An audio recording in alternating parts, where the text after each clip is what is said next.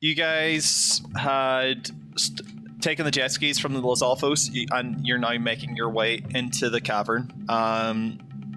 So it's no surprise that you guys are in a volcano area. It's hot as hell. It's even more so now that you're entering the cavern, because where all this heat was like rising and going up into the atmosphere, going into this cavern, it's more surrounded. It almost feels as if you guys are like in like an oven. Professor Gabes, you are. It's okay for you, but like you can tell that it's getting hot. Otto, if I recall, you applied yourself with a potion, so like that gel's still keeping you cool.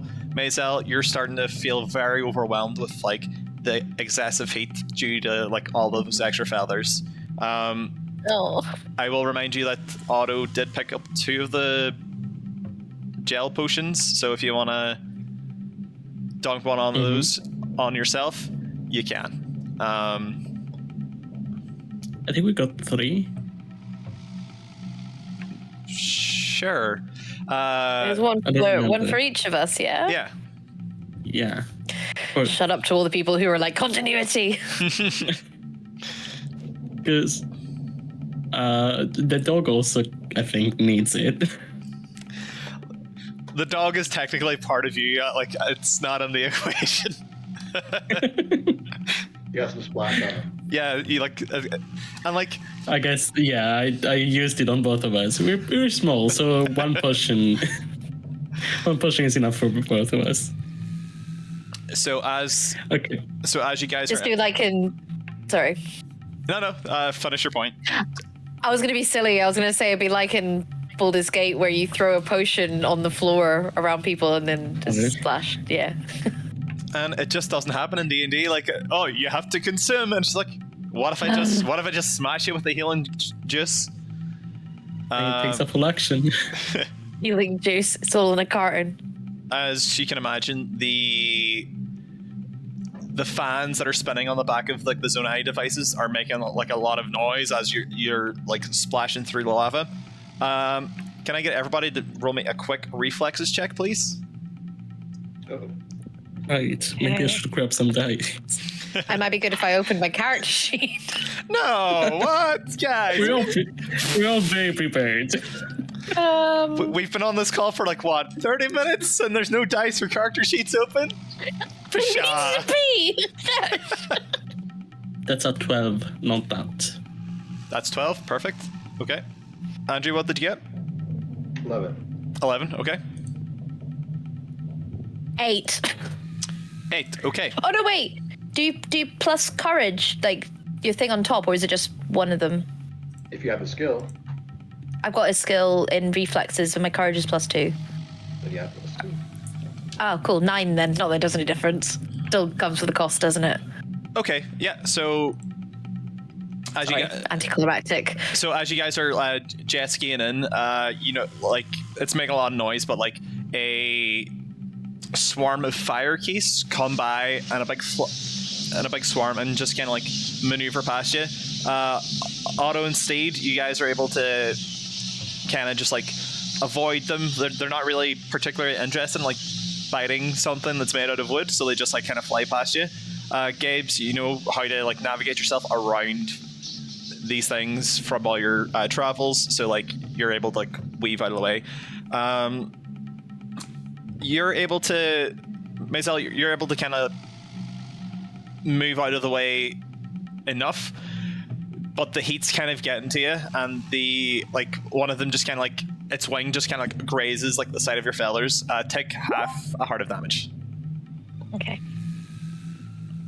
Fetch. Okay. Roll. So the way the cavern is kind of formed, it's almost like leading a tunnel, and Maisil, especially from you doing your pilgrimage here, you're able to look up and you can see like the almost funnel going towards Dragonrist Perch, where Lord Valu would usually situate himself. So like this part of the chamber is very familiar to you, but like where you're going is kind of like uncharted. So as you guys are kind of like navigating along, I'd say it takes about like 15, 20 minutes of just like trucking through and just trying not to be overwhelmed by the sheer intensity of that volcanic magma heat. And then the cavern kind of opens up and you kind of start to hear more loud howls and roars from Maisil, what you can assume is Lord Valu. Can I get a quick... In this instance, I'm going to ask for a sense motive out of every one of you. Okay.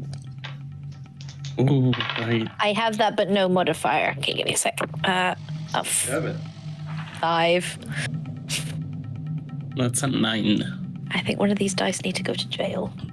Okay. 5, 7, and a 9. So on the 5, like you just hear the howls of a dragon. For the 7 and the 8, you're not too sure if it's angry or sad, but like there's some kind of like you can almost like tell like some kind of discomfort from like the intensities of like the howls and the screams.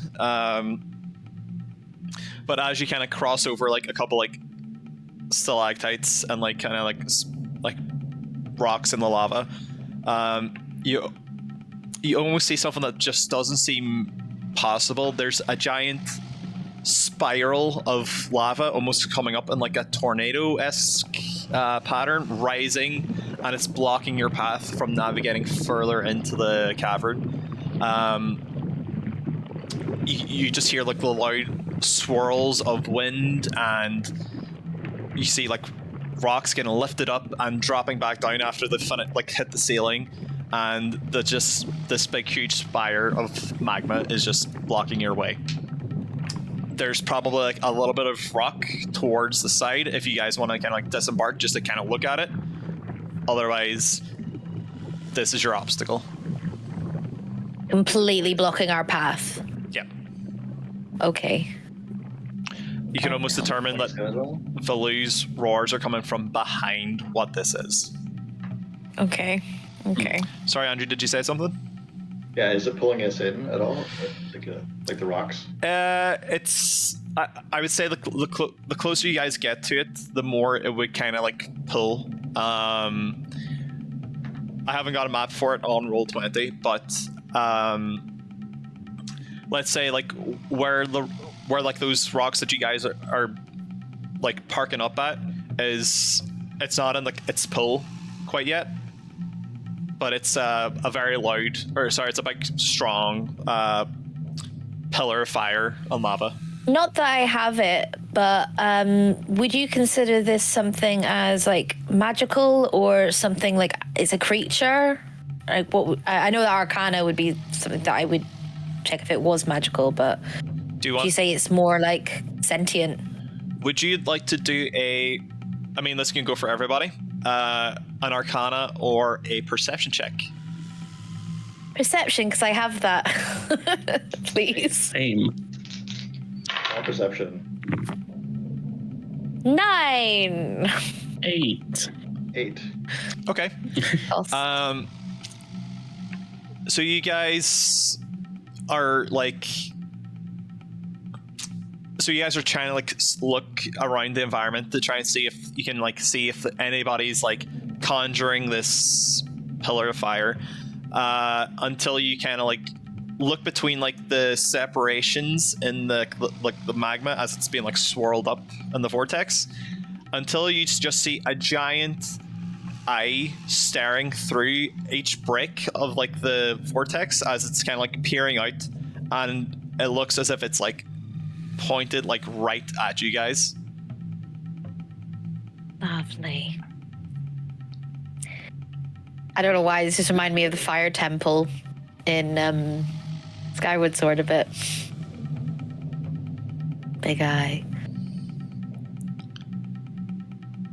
Any ideas, guys? I don't know. This is way out of my league here. I don't know. I've never seen this before. It's not in the books. Oh, great. Wee man. before we go any further, is it alright if I steal one of your juices? Just so I'm not all, like, burning. Is that alright? Yeah, yes, of course. I'm sorry. I should have given it to you earlier. Oh, it's alright. We've been a bit busy, like, killing things, haven't we? So, cheers, pal. And she's just gonna go, just pour all over her head. What a feeling. Yeah. Just like, oh man, I feel so much better already. I don't do very well in the heat. Not like big man over there. Hey. Yeah, I get you. I'm made of wood. So, Professor, you say you've not seen anything like this before. No, but I'm thinking it wouldn't be out of the ordinary for this to be an illusion, perhaps. And I reach in my bag, and I pull out an artifact. It looks like a large magnifying lens with an eye on it. So this thing I found in a Sheikah ruin, actually, several years ago, and it seems to reveal the truth of certain things. Sometimes a look on someone's face, maybe they're lying, maybe it's a magical illusion. Right. Not many of those, but I caught someone once and cheating on a paper, actually, so it's quite entertaining for me. Perfect for the book types then. I'm wondering if this thing is illusion, so let me try it out. So I peer through the magnifying lens of truth. Okay, so you look through your lens of truth at the pillar of fire. You don't. It still looks like lava rising up. Like, it doesn't seem as if like it's imaginary or like this is real. You do, however, see the traces of wind magic, kind of like lifting the lava and lifting the rocks, and that's how it's like making the tornado. But with the lens, you see a more concentrated point of wind magic where you guys spotted the eye. And through the eye, you're able to see, like, you're able to more confidently see the eye looking at you guys, like, straight on. Yeah. Would you say that the lava is like turning too much into too much velocity, like vortexiness going on? That do you think this is something that Maisil, gee whiz, Maisil? Is it because you call her Maisil? I'm just like Maisil. Fuck. Do you think this is something that Maisil would be able to like use bow and arrow, sort of like shoot at the eye, sort of thing? Mm-hmm. Do you think it's probably too quick to do that, or? No, so I'll come back to that. Andrew was just about to say something there as well. Sorry. No, it's good. Just making sure everybody has an idea of what to do. I'll do that first. I just want to hear everybody's thing first. All right. Yeah. You were saying, Andrew? Right. So it is magic. It's not illusion. Mm-hmm. This is happening. There is an eye in there. Do you see that? Do you see the eye in there? I thought I saw something, but I wasn't sure. I was looking at it. I was looking back. Valu? Well, I don't know if it could be Valu. I mean, I heard him, but... If he's transformed or something... Oh, I hope not. Attack it. I was thinking... Put that bow away for... And she's very much just like, how did he know? I was thinking the same thing, actually, so, you're not alone in that. I was to shoot a big eye, but... Sorry, I'm just used to shooting first rather than asking questions later, you know? Like... Well, you know what they say, when there's one eye, put it out. Too many prying eyes about. What should we do then? If it's potentially Valu, we don't want to hurt it, how are we going to get past this? I mean, the only other thing I can think of is... Well, actually, no, I couldn't do that. I'm not strong enough. I wouldn't be able to just blow it away. it does seem to be vortex of wind magic. You have some of that, don't you? Yeah.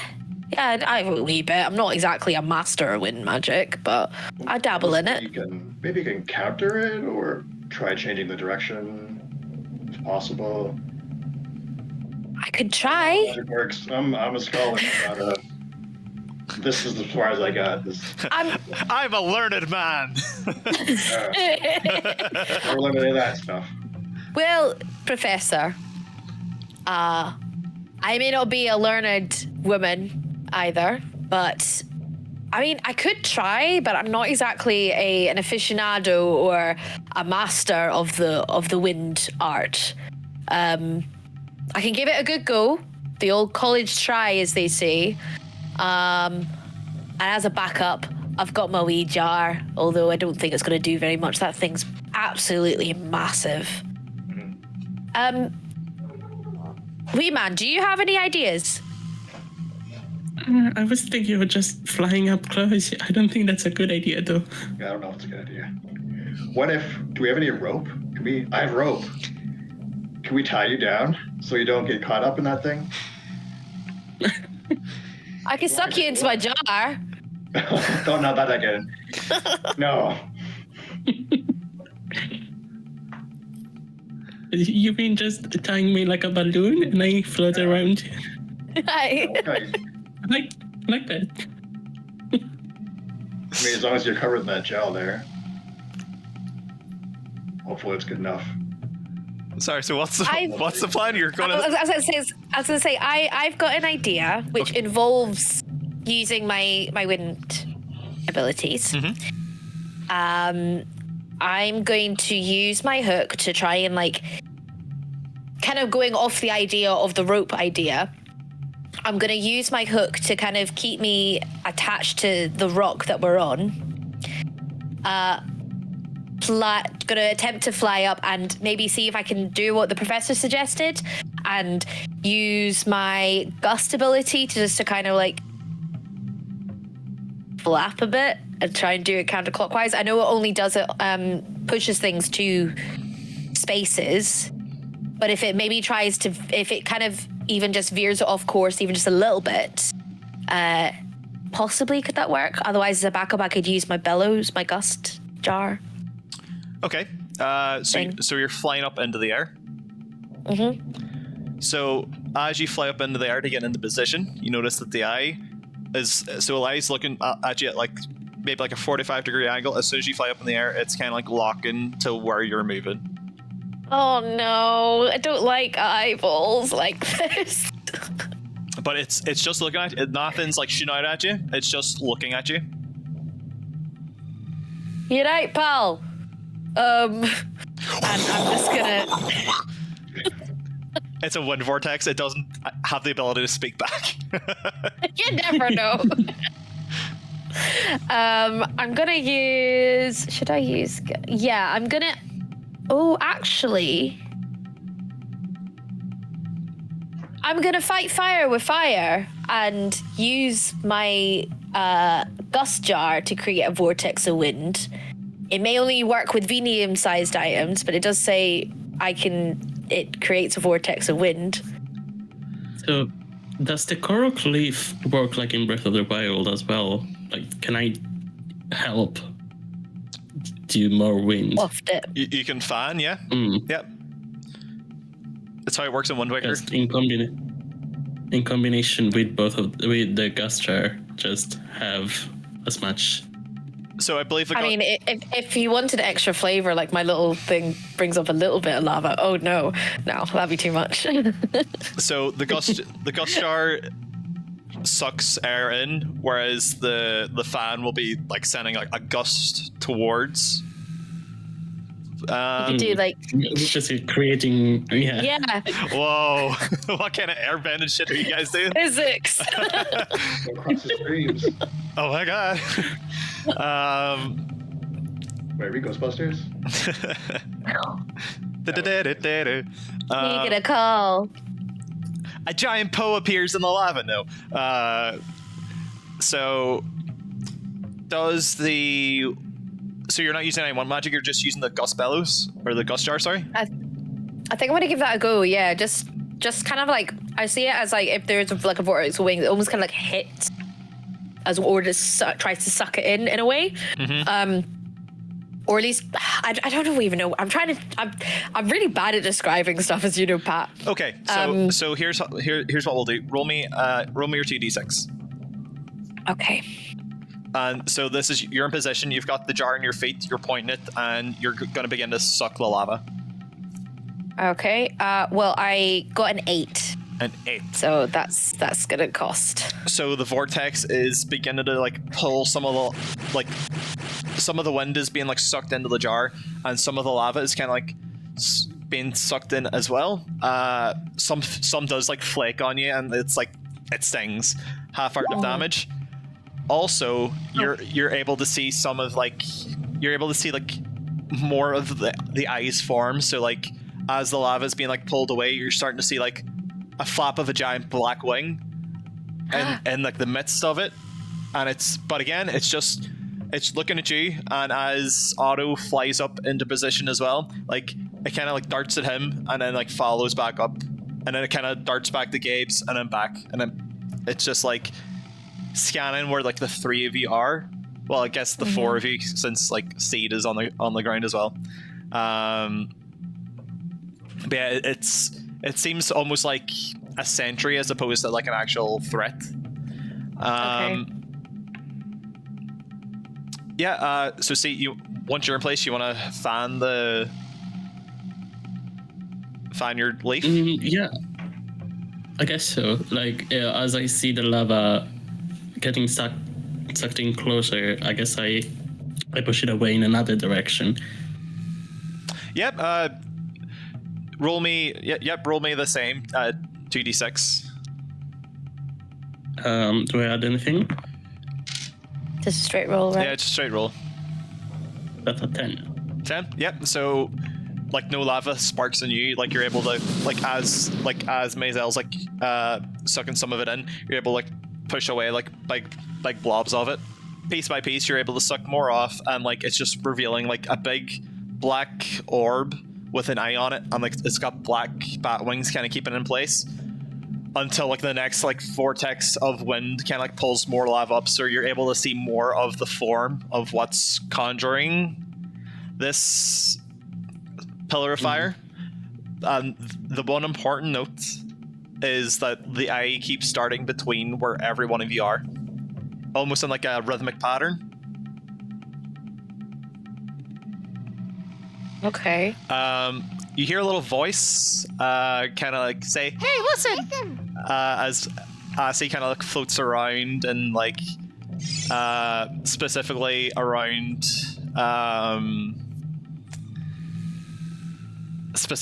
like Professor Gabe's, because I guess they're closer to the ground. This is like my hint towards the puzzle, but it's coming through Asi. One of you guys mentioned a game in which this kind of puzzle would be prevalent in, so that is the hint. It's in a very early dungeon, so I'm gonna leave it there. Okay. I haven't played Twilight Princess in so long. I don't remember. I also mentioned Skyward Sword, though. Oh, did you? Yeah. It was also mentioned, right? Yeah. I'd been discussed. Yeah, it was Pat. All right. So many games. Guys, the game I mentioned was Tingle's Treasure Cruise. Okay. Oh no! Oh, That's like a balloon game. Come on. I mean, I did mention a balloon, so just shoot me down. 4 Swords Adventures, guys. There's only 3 of us. Mario Maker 2 with the Zelda expansion. Yeah. Okay, sorry. So back in the room, you guys you guys have identified that in the middle of like the fire pillar, there's an eye attached to a big black ball with wings flapping. How big is that thing? I would say twice the size of the professor. So And this Okay. so it's big. and this is probably a stupid question, but does Maisil realize this is not Valu, or do you think she thinks it's Valu, or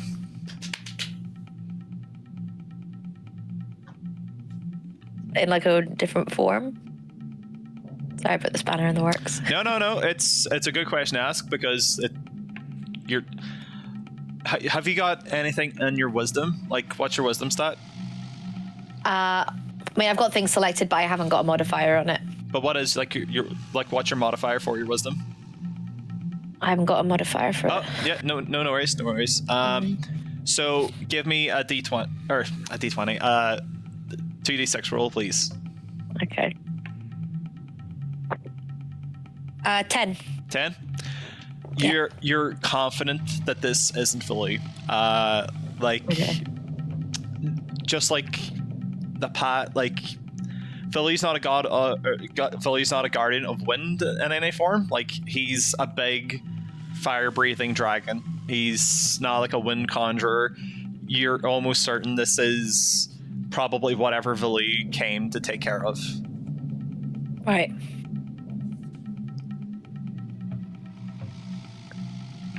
So we've got a big old eye with wings Looking at you. looking at us.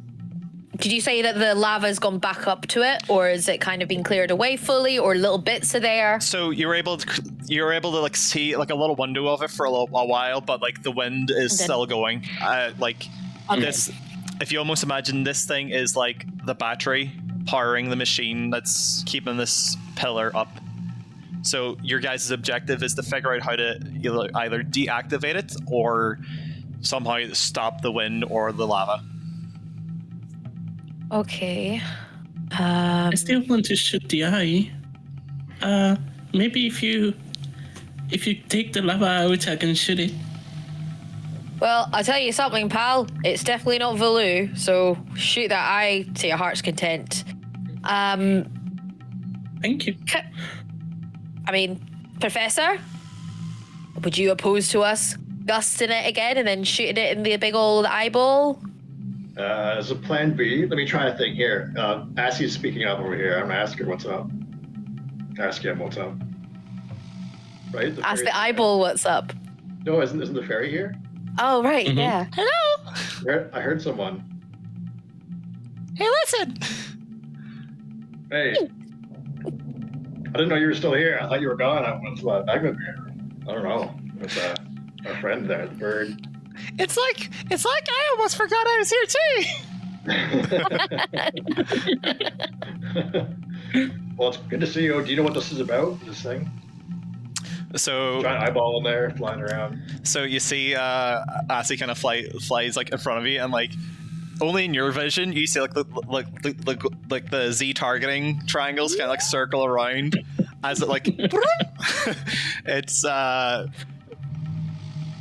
she's kind of like observing, and she kind of just reaffirms to you that like picking up traces of wind magic.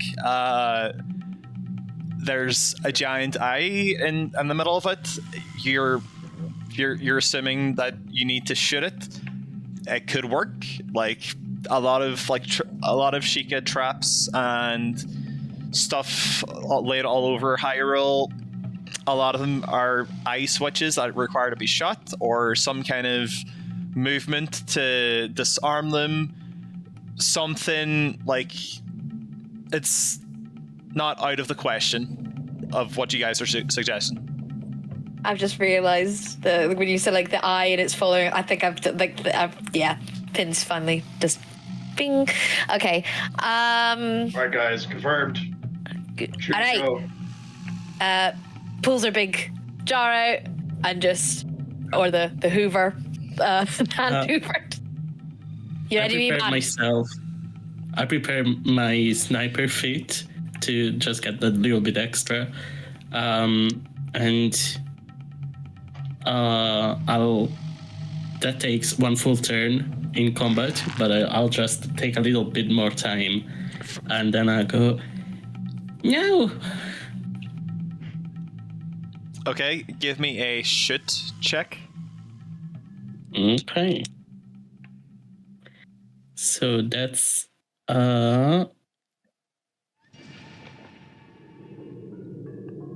that's an 11. 11. God, I suck at math. So you pull back your slingshot. Maisil like vortexes some of the lava like where Laia is, and it's just kind of in the process of like looking at every one of you, and you're able to like sling your decky nut at the right moment. It looks at you, but almost like a camera shutter, it kind of like closes its eye. The nut like cracks and bursts like on the eyelid, but it like immediately like, reopens the eye and just like starts scanning through every one of you again.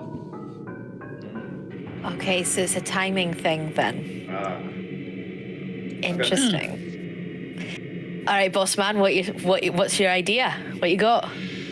When the eye's looking at each of us, when it's looking at someone else, I'm gonna duck behind a rock here on the shore. I have another idea. I'm gonna grab a rock as well. They'll never see me. I have another idea. Kind of going off of that.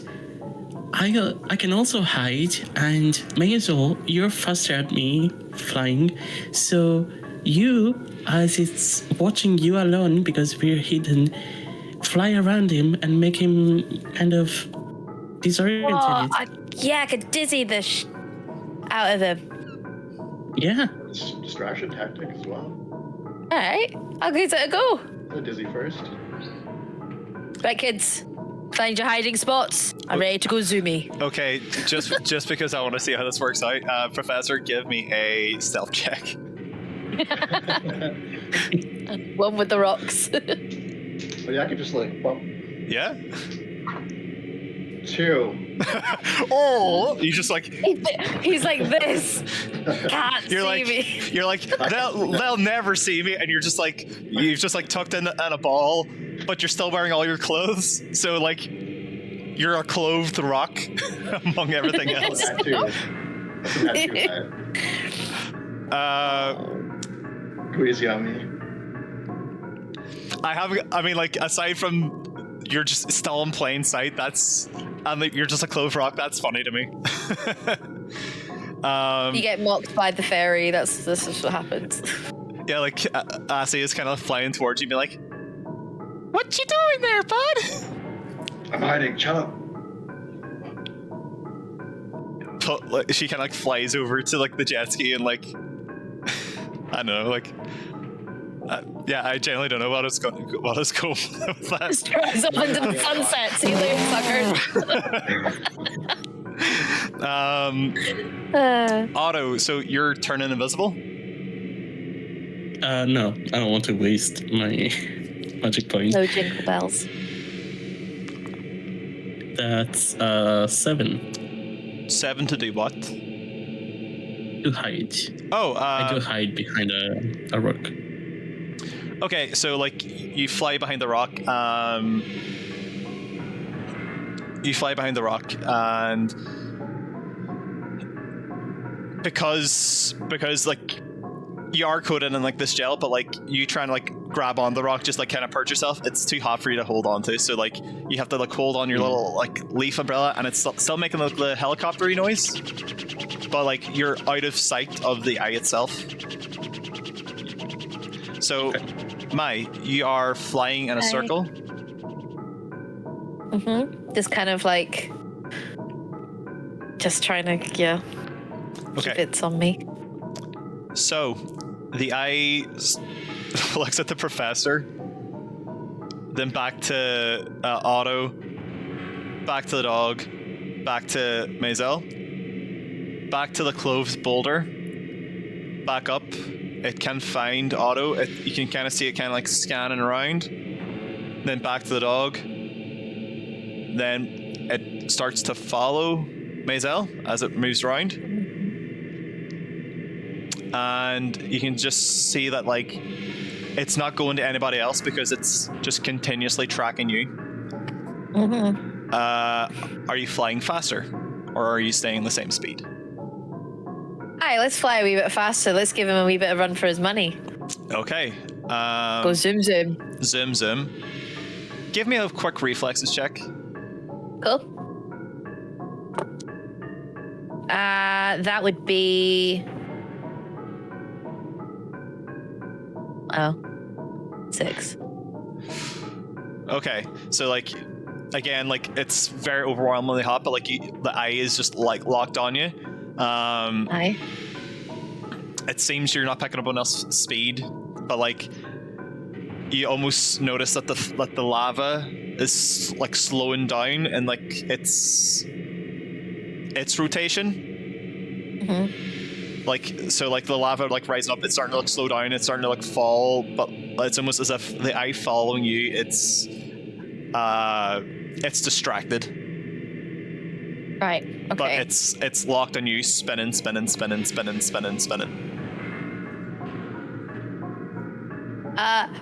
I'm all alone, but if someone wants to do something while I'm distracting this guy, you can do it.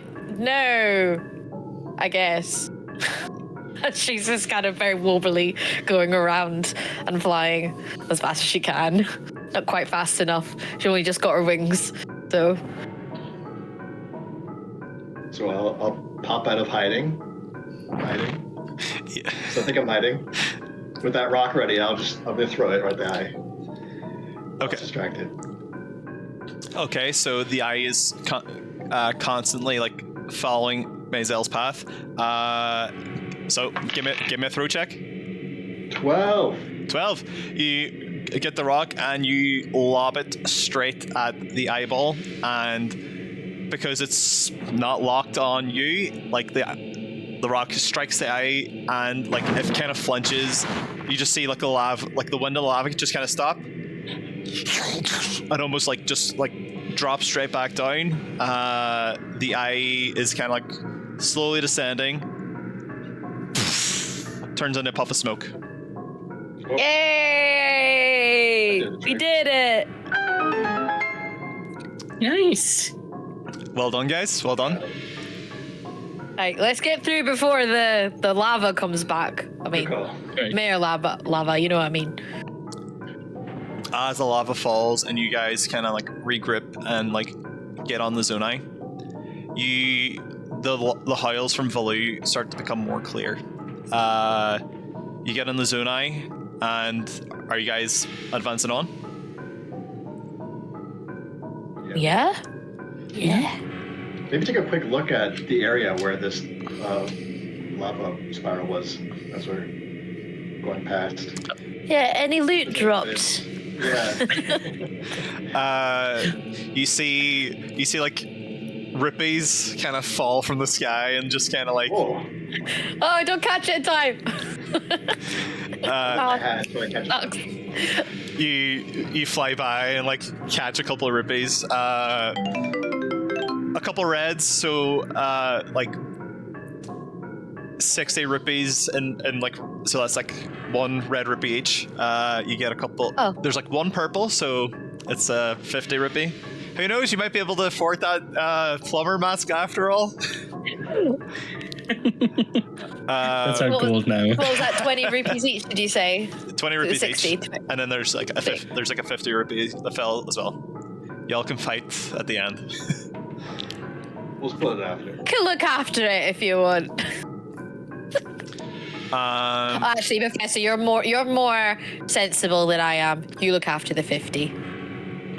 I'll do what's good. Don't worry. Sounds good. So as you guys are on the Zonai device, moving forward, you come to like another like opening in the cavern, and you just hear and you also see Lord Valu screaming and wellowing, and he's like, he keeps flying down to like one ledge, and like you can see him almost like, I don't like the imagery, but like, have you ever seen like dogs go at each other? So if you imagine like Valu, he's like really like snapping at what's on this ledge, but like a big burst of wind kind of blasts him back, and he's like thrown back in the air.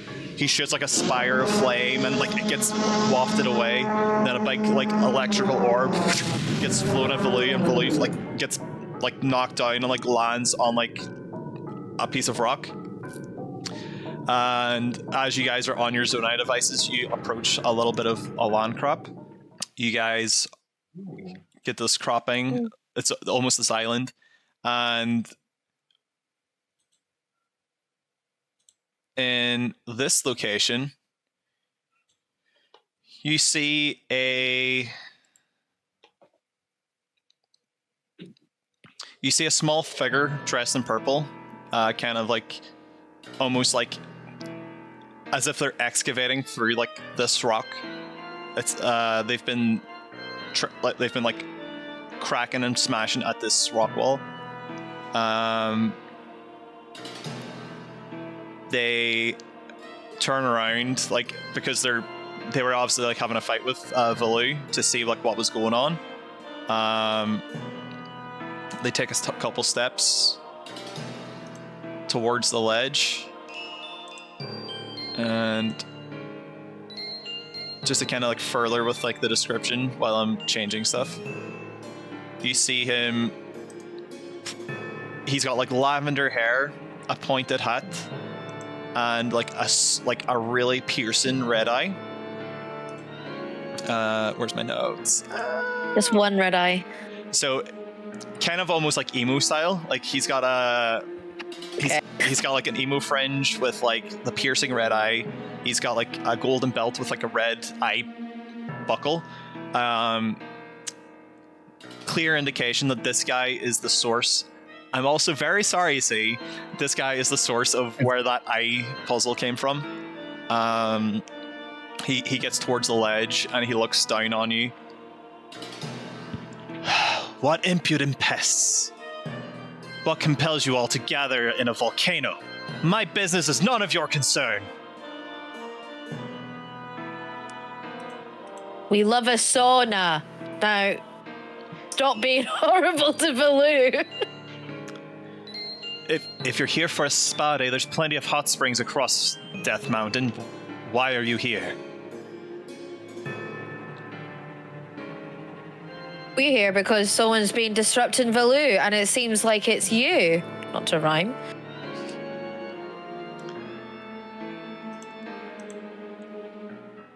Tell me, have you ever felt driven by a desire to be bigger than yourself? Power? Nope. Strength? We start off as something very small, insignificant, and we only strive to obtain the chance to change our future and become the ones who we are destined to be. You've never once felt that way? There is something so seducing about the darkness of oneself. The way your heart races in a fit of anger. The piercing feeling to your heart when someone betrays your trust. You kind of see him almost kind of like take a deep breath and like look down on his hands as he says his next line. The emptiness in your heart when you lose someone and you'll never reunite with them.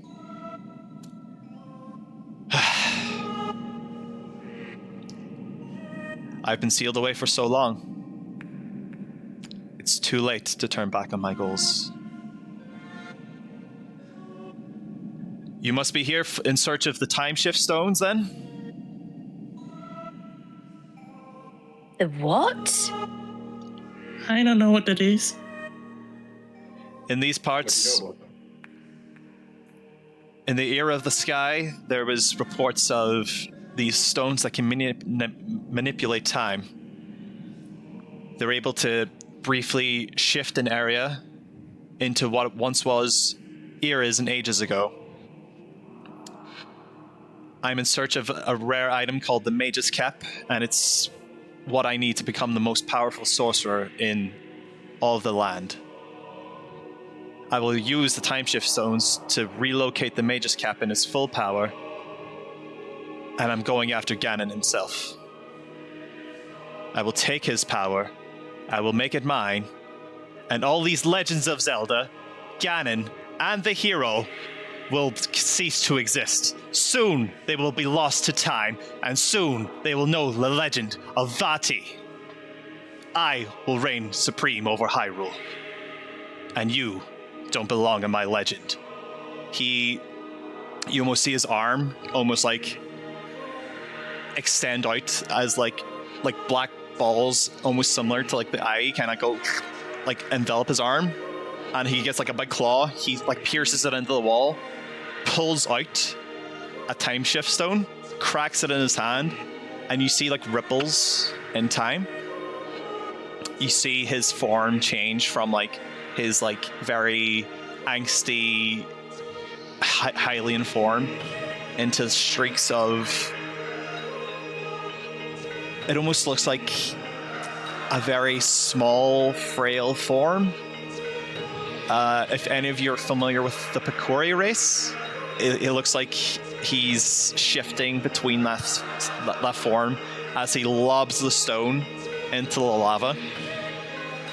And as he does, the lava begins to bubble and expand and burst as you hear bellows from another dragon as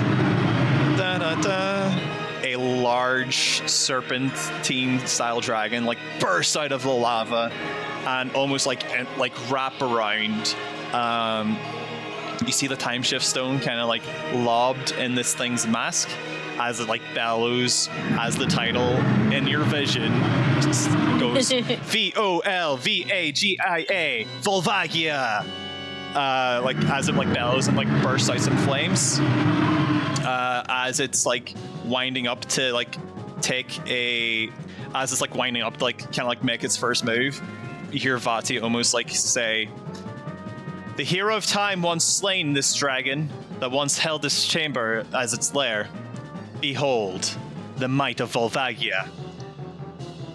And as you guys are getting ready to kind of jump into action, Valu kind of flies up and almost charges into Volvagia, and they are like off having their own epic cool dragon fight off screen. You guys see this happening? Literally. And you guys are, yeah, get out of here, Valu.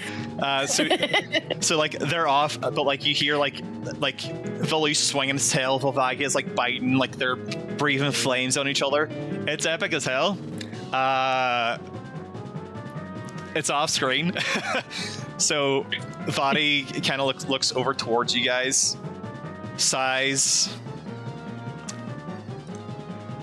Fine. I guess I'll deal with you myself. And the title Vaati in your vision appears as he like walks over towards the ledge and starts walking down as if he's like walking on stairs to where you guys are on the lava platform. Okay. The one thing that Maisil's gonna do when she sees Valu, doing the fight, she's just gonna shout over, "Get Yaldi, Valu! Get Yaldi!" Okay, so as Vati steps down, he lifts his hand in the air. He conjures a lightning ball in his hand.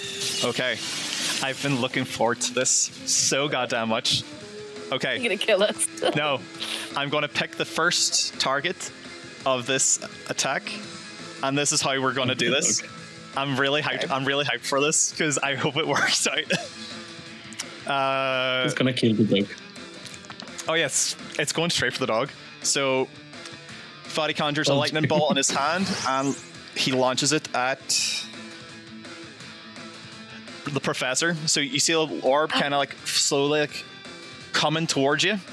Andrew, you have a chance to knock this ball back at him as if you're playing tennis. Yes. Yeah! Well, yes! My new mallet. My new hammer, I'm just gonna...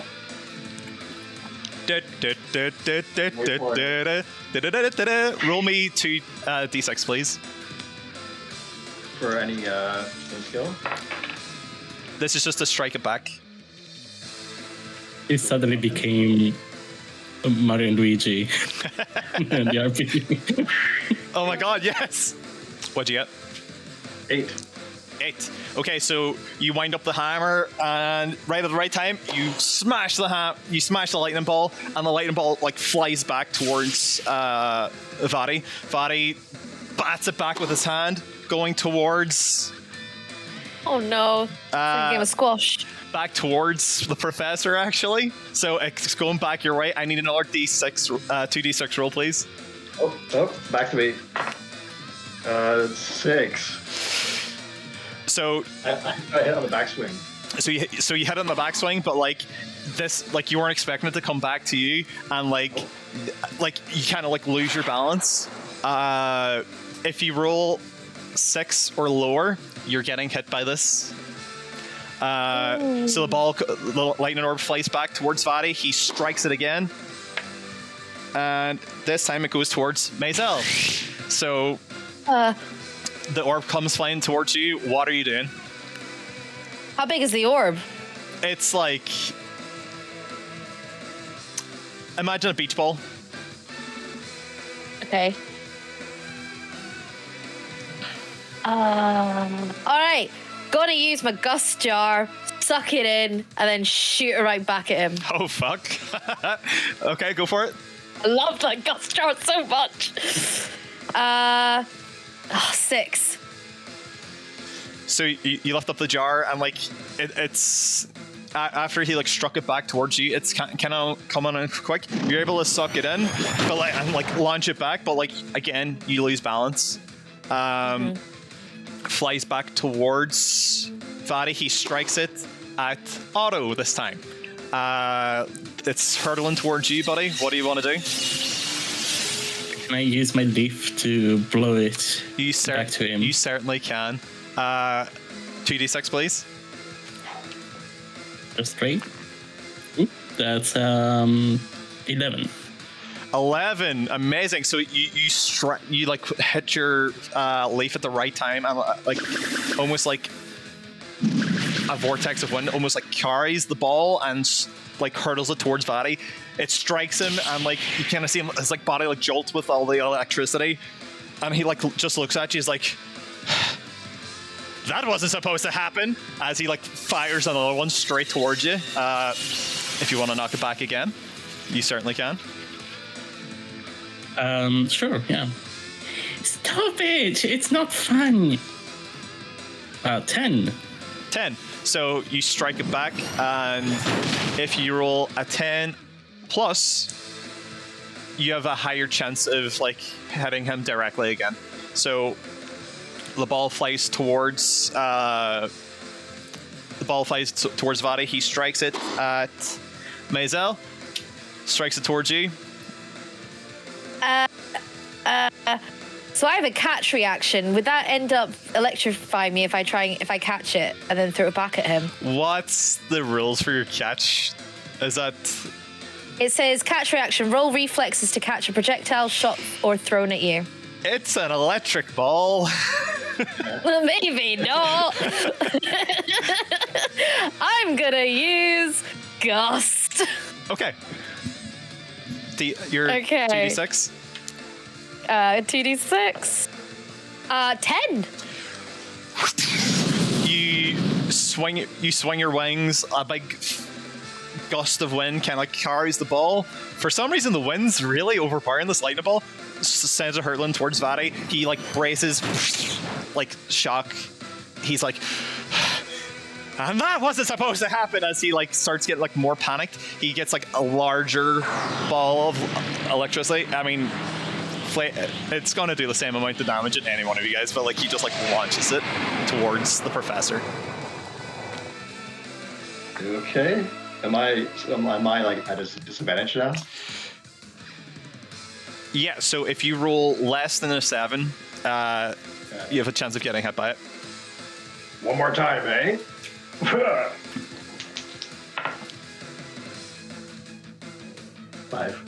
5. The orb strikes into you, dealing 3 hearts of electric damage. Yeah, you can. Like the two of you guys thought you were doing very well against this volley, but you see the professor's skeleton through his like large frame.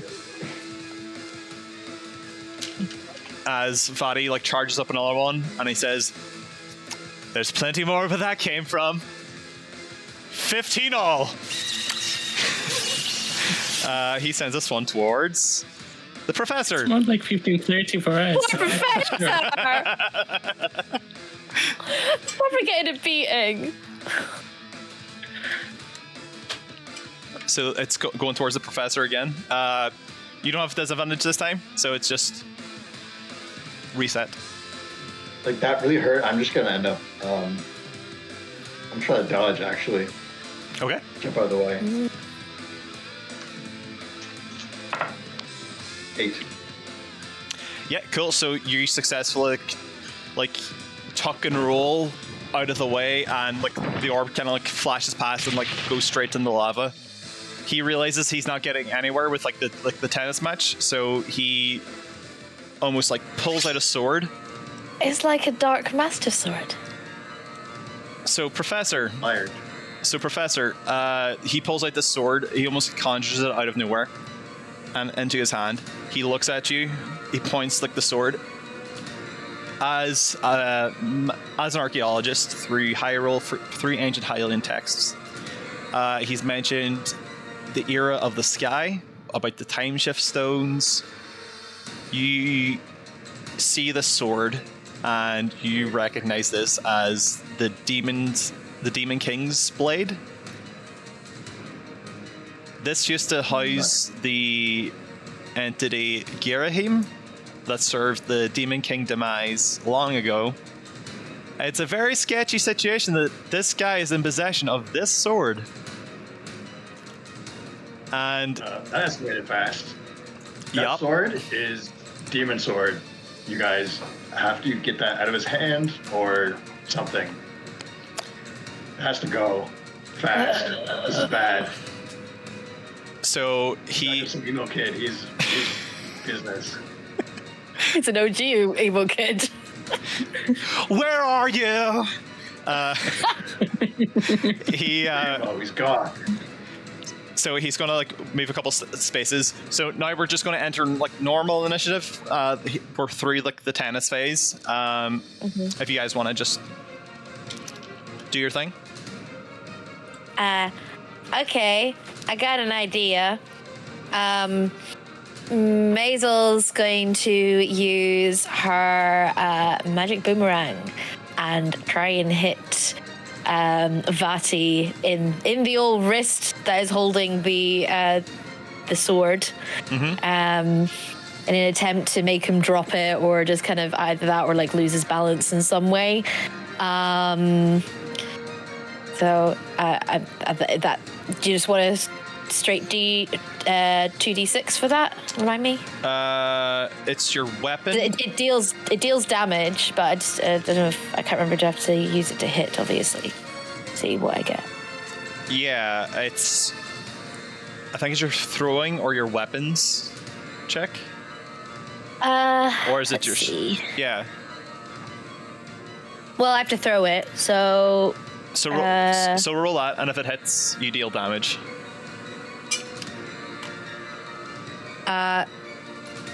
7. Does that? It hits with a cost. Yeah. Yep. So you swing your boomerang. Roll for damage. Okay, I need a d4. Oh no, I'm d4. That is a 3. Plus 2 with my weapon finesse as well. So 5. Because it's a light weapon. Yeah, 5. So yeah. Okay, so you swing the boomerang at him. He it impacts him, but it doesn't have the effect that you would like to disarm him. So almost as like a counter, he's gonna almost swing the sword in the air and swing it, and you almost see like a red arrow fly towards you. But you're able to almost in a standing position, you're almost able to barrel roll out of the way as the arrow just flies straight past you. Okay. Whew. Watch out for those arrows, lads. They're pointy. Bits all over the place. Aye. So, I think. All right, let's try this again. I try birdsong, like I tried last session, and it doesn't work. So never mind. So I just sing a little tune, and it doesn't do anything. So, Steed, let's just stay here for a while. Guy, what are you doing? I said disarm him, not play a tune. Play a ditty over there. He's trying to motivate us. Be nice. He's only a wee guy. I'm just a little guy. Right. Actually, one last thing is I do want to have Steed be behind me. So I'll just move him over here. You almost move him dangerously close to that lava, see? Yeah. But hold on tight. Save the dog. Can I have him in the same thing, but like behind me? I'm small, so Yeah, so like you're occupying like the same space. Yeah. All right, so I'm gonna after complaining, I'm gonna run up right away and just I'm gonna try my combo attack because I can get if I get a hit in, I can also maybe get a combat maneuver Awesome. Yep. bonus. So I'll try to swing my hammer at him. Oof, 6. 6 is not going to cut it. So you go to do your combo, you go with a right hook, but he almost like weaves out of the way, and on the backswing he brings the blade and gives you a strike. So it's only like a graze, but it's enough to kind of like nick at you. Let's see. Dealing 2 hearts of damage. Oh, I do have 2 armor, so if it's a physical attack? Okay, then it would be halved to 1 heart. Or would it be halved further? That'd be nixed it. That would nix it. Okay.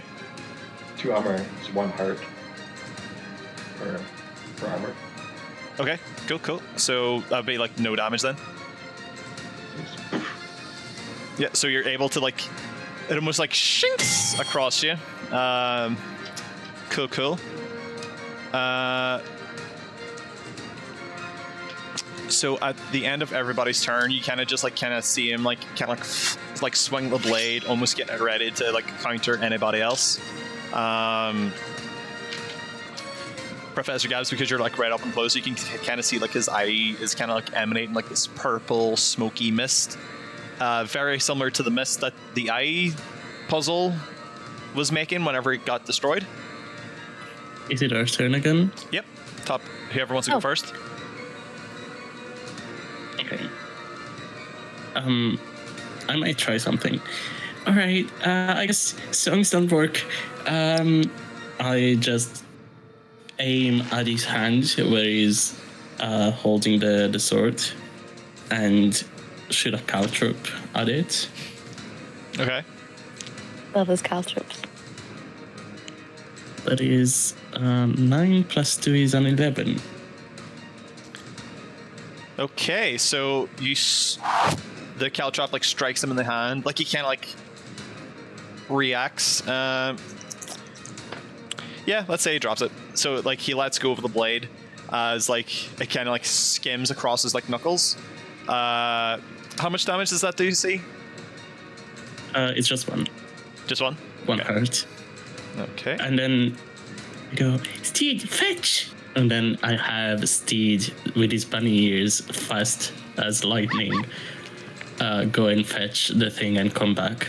The sword and come back. Okay. Nice. Yeah, so Steed's able to kind of quickly run and grab the sword and kind of he's kind of like running like this because like the blade's heavy, and he like kind of like brings it back to your position. Should we throw it in the lava? Yes. Said it. Aye. Yeah. All right, Yeah. Steed, do it. They fetch with us. All right. Let's say that can be Steed's next action, because picking up and then tossing it. Okay. Okay. So that's the end of Otto's turn. Unless Professor's got you've got an idea already? I'm just gonna hit him again. Oh, okay. Right. Remind me again. My bomb mask.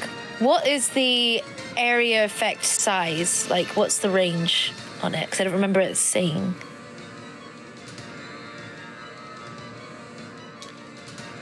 Creates an explosion 2x2 in front of them. One action to use, and once you've used it, you can't move anymore. So you can move them, and then you can't move. Okay. And I believe Roll20 has like a cone, and I think it would work much better in a cone as opposed to a 2x2, like a square. like an AoE. Yeah. Bomb all over him with my bomb mask and bang and things. Are you moving closer? No. So you're skimming the professor in that as well? Yeah. All right. Risking it for a chocolate biscuit. So you fit the mask on, you stand, you get yourself ready, and just a big blast comes out. What did I say it does?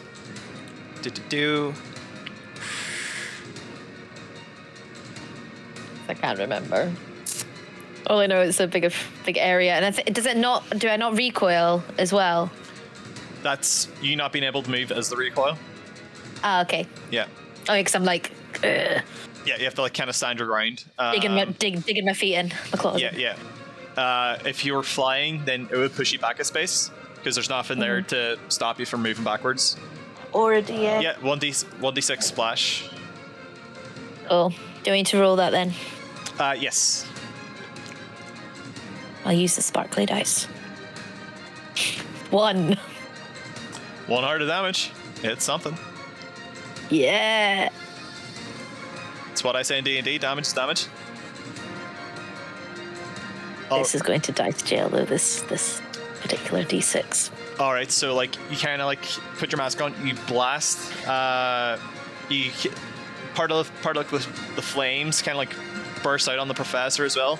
But Vati almost he almost shields himself in a way, which is how he only takes 1 heart. But he kind of lifts his cloak.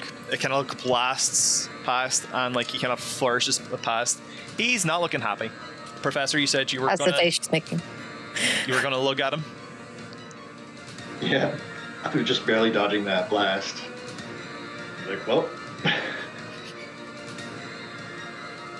there's another one. I'm gonna try to take out his legs in a combo attack. Yeah, nice. That's hammer. Hammer time, it's 12. Oh! Yeah, so Nice. you clean sweep. Not 12. You clean sweep, knock him off his legs. He falls on his back. How much damage is that? Oh, you still have your combo attack too, don't you? Yeah, after this hit. Mm-hmm. Oh, table. 6. Okay. 8 damage then. Okay. So you swipe him off his feet, and then you come back down with a second hammer onto him. Is that? No, a combo attack is a combat maneuver, not a second attack. So I'm gonna try and jump on him and pin him down. Ah, nice. So you almost swipe him and then body slam him. Let's see. 8. Do I have any? Maybe a force. Yeah, Force skill. Yeah. Sounds right. So then 10. 10. Yep, he only rolled a 9, so you're able to pin him down, and he's compressed by your sheer mass, and because you're right on top of him, you can kind of almost see that purple smoke is kind of piercing into his veins, and kind of he's as the eyes kind of expanding as yeah. his form starts to burst and transform. Like that black arm that he pierced into the wall kind of like pierces out from the side and like it pierces out to the other side. You almost feel yourself getting lifted as he's like expanding and transforming into the next phase. Oh boy. Ooh. Oh no. It wouldn't be a Zelda boss fight. Immediately. It wouldn't be a These are Zelda. 3 phases. Into Oh my god. his. He's a big guy. These are he's just a big guy. That too, but he also has a big eye that we can shoot at. So like he You enlarges. want to be bigger. So like he enlarges himself. Like these claws kind of come out. You see those familiar bat wings, the Sheikah eye with like the gold plate and stuff, and like the eye is just like bloodshot, and it's like darting around at every one of you, and like kind of just like throws the professor off. Yeah, so off in the background, you kind of see like Vilu and Volvagia like kind of going at it. Like they're slamming into like the cavern wall. Some rocks are starting to fall into the lava. You guys are kind of like okay on this little perch, but like you feel like some debris could potentially fall on you guys as well. So moving on. That was the end of a round, wasn't it? Yes, it was. Yes, okay, so fresh round. Vadi is taking his final form, and the dragons are still fighting. Who's up first? Alright, so I take the sword from Steed, and I look at it, and I examine it, and for a second, it looks like he's contemplating something. And then, yeah, it's ugly. And I shoot it in the lava. Every Lord of the Rings meme. No! It is done! So yeah, you lob the dark blade into the lava, and as it's kind of like melting and like bubbling down underneath the surface, you almost see like diamonds kind of like shoot out from where you've seen. It's gone. Anyway, moving on. Oh, well. See, you successfully got rid of the sword. Nice. And that's it.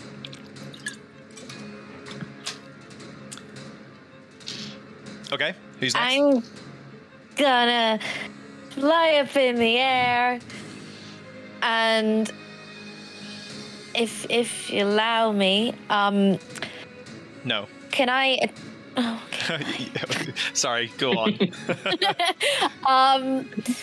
Maybe before going in the air, but I'd like to attach one of the bokoblin horns that you so graciously gave me last time And- to an arrow. In in Tears of the Kingdom, it's like a pause menu. It's a very quick. Okay. Yeah. Just gonna shoot it right in that bloodshot eye. Cool. Well, to the much of my abilities, I'm going to try. So let me see. Oh god, which one? I'm going to use these two. 9. So 9 hits. So you're able to like shoot it at the eye. The eye kind of like flinches and recoils as that happens. Sorry, I'm just trying to find. There you go. I found my damage I needed to do. Roll me damage first, and then I'll tell you what happens as a cost. Okay. 2. 4 points of damage. Okay. Gotcha. Okay, so like the eye kind of like closes and recoils. You kind of see like the black ichor blood kind of like dripping down from like the gold plates as it kind of like opens the eye and looks at you and shoots a wee beam at you. So it, like the red eye just kind of concentrates and shoots like a single point beam right at you, dealing Oh, wee beam. a wee beam. First of all, I'm gonna roll to see if it hits. No, what shit? What am I doing? It hits you because of cost. So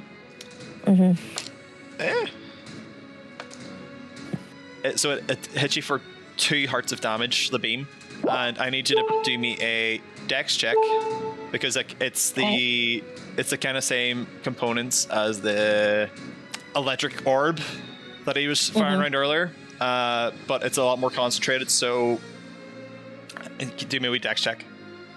Okay. 8. Okay, so like you hold on tight to your bow, but you feel like if you had have like rolled any lower than that, you would have dropped your weapon. So like you hold on tight as like the electricity is like pulsing through your body. Professor. A shiny new bow. Is this thing now? Is it airborne as well, or is it? It's staying there? It's hovering off the ground, yeah. It's not like out of reach. It's just like not on the ground. Yeah. How high? I mean, if you were to still swing at it, you would still hit it. Like it's not like, oh, can't reach, because that's bullshit. Okay, I'm gonna try. I can still just keep combo attacking, and yeah, if my swing hits, then I'll have an idea as well. 9, 11. 11 to hit. Yep. Yeah, cool. So, Wait, 9. Yep. So no, just 9. A 9. Okay. Oh. How much damage do you deal? D6 plus 2. 3. You strike this big thing, and it's kind of like trying to fight back at you with one of its arms, and it's swinging one of those like big claws at you. I'm going to need you to do a reflex check for me. 9. 9. So like it tries to like swoop you up in its claw, but you're able to kind of like go around, tuck and roll out of the way as it tries to swipe at you. Okay. While I'm doing that roll, I have my combo. So. Oh yeah. I'm gonna, as my combat maneuver, I'm gonna jump and grab onto it. Nice. At the back. Nice. So I dodge the arm and then do a little roll around and then grab onto it. Nice. Okay. Cool. So you're. Ironically, it was trying to grapple you, but you grappled it. Yeah, but that was a 7 as well. Okay, so I'll not do like an extra cost because you just had a cost. So, yeah, that's the end of everybody's turn. Yeah. Cool. So the dragons are continuously fighting. Rocks fall. Let's see. So that'll be 1, 2, 3, 4.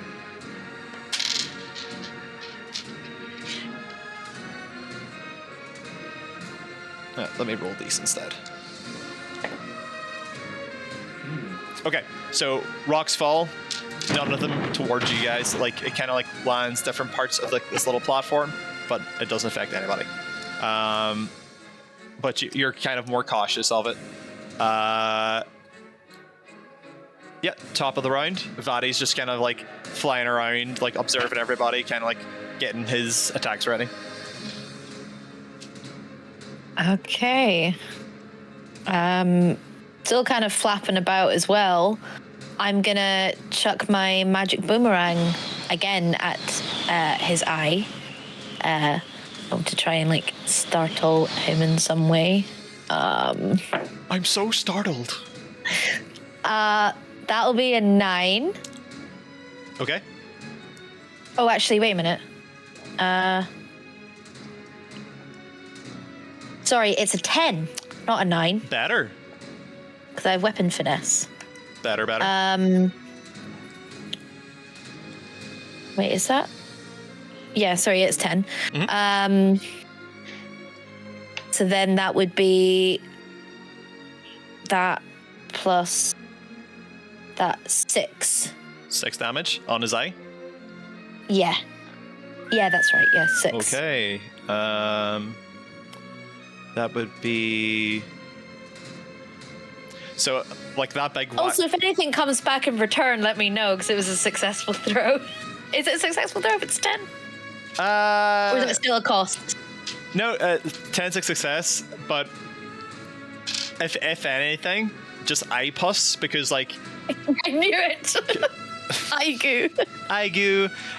So from your previous arrow attack, like his eyes like pulse, like oozing like the black ichor.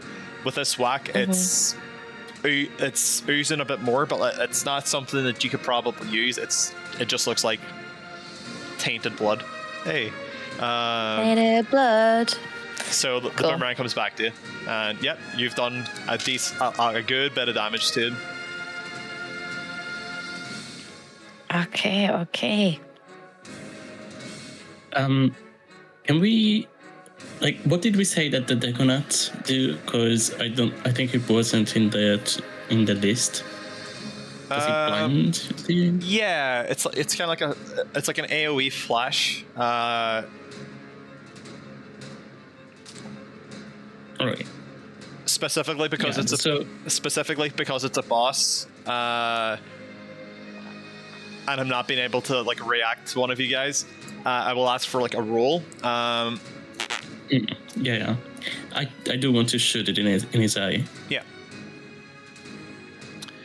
So give me, let's say you're using your slingshot, so it's a shoot. Mm-hmm. Check. So that's an 8. With your plus from shoot, or is that just standard 8? Yeah. Okay, so the Deconaut kind of comes hurtling towards his eye as it opens after getting struck with the boomerang, flashes at him. He kind of flaps back a bit as the professor's holding on, and the professor's kind of oh shit, starting to dangle towards the lava.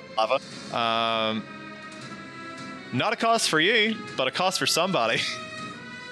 Uh-oh. Oh no. You can take the lava. It's a girl. I love that confidence, see? He's a big boy. Yeah. Hope he can swim. Oh, true.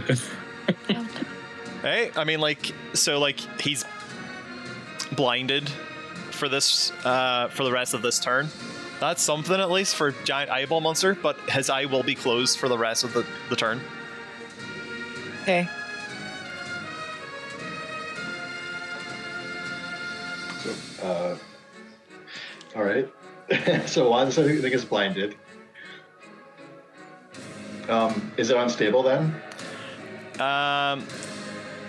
Yes, but it's kind of more. It's swaying as it's steady itself while being blinded. You are hanging on the back of it as it's flapping over the lava. So yeah, you're in a predicament at the moment, but I want to see if I can. So I have a climbing skill, but I want to see if I can use my weight to swing him or spin around. Okay. So on the other side, he'll be facing the lava instead of his back, which I am on. Okay, cool. Oh, I've got an idea now. Do me that climb check then, or maybe force. Okay. What do you think? Your call. Either one works. Let's say force because you're physically trying to move him a different direction, and he's a big ass eyeball monster. Okay. Well, I do have skill in both, so cool. 11. So force him around. You manhandle this thing. So specifically because it doesn't work if he's rotated. Let's just say you're moved here, but he is his eye is facing the wall now. And you're here. You're back to safety. Spin him around. Awesome. I've got an idea. How high is he? Is he on the ground or is he still hovering? Or He's still hovering. how high up do you reckon? He's still like, if either of you guys are on the ground, you can still run up and hit him. It's not like he's not, but like if he's over by the lava, he'll be like flying above it. Oh, okay, so my idea might not work. This is a top-down Zelda game. Like, if there's no like Z-axis. I'll give it a go then. I'm gonna use my grappling hook and see if I can trip it up and make it go scope. If that's possible, maybe more like get it off balance so it kind of folds more towards the lava. Is that possible? So you want to like grapple it and pull it down? Yeah. Okay. So it would be less tripping and more like you're like almost like a cowboy lassoing it and like yanking it down out of the sky or out of the air. I mean, the idea I had was that it would be like around their legs, but I suppose lassoing is probably a better idea. He ain't got no legs. He's like a little floppy. Oh, he's got a little he floppy. looks like he's got legs. It does, but like it's more like little tiny wings to help his big wings keep him. I mean, like, can I lasso it around his wings so it'd be harder for him to fly? You certainly can try. I'll give it the old college try. So would that be throwing or shooting? That's the question, if it succeeds. If it's a grapple, that's a throw. With the grappling hook? Yeah. Oh, yeah, it's a grapple. Ugh, I'm being an idiot. 8. 8. Okay. It's So not technically a weapon, it's an item, so... it is an item, so like no damage is being dealt, but like you're able to like kind of throw it and like latch it around one of the wings, but not with like this thing like wrapped on it. It's kind of starting to freak out now, and like it's also blind. So if you imagine like an animal, if they were blind and being like hogtied, they start like freaking out. Yeah. So like you've got him, your rope is on him, but like he's like fighting against it. So you're almost like playing tug of war with it. Mm-hmm. Your next action, you would be able to actually do something extra. Is there a cost? Because I did an 8. That is the cost. Like you're not. Oh, okay. Like you haven't successfully like been able to like manhandle him essentially. Cool. Was that everybody's turn this round? No. It wasn't it a new round? Was it? Oh yeah. Well, rocks fall. And so a rock does fall, kind of like dances around, but another one does come towards Maisil. Can I get a quick reflexes check? Okay. 11. You're fine. You're able to kind of like, I mean, like between like Vadi kind of like pulling you and like you kind of like pulling back, you're able to kind of like weave out of the way just before like a rock hits you. Cool. Okay, so that would be your turn for this round that you've just taken. So C and Andrew, what have you got?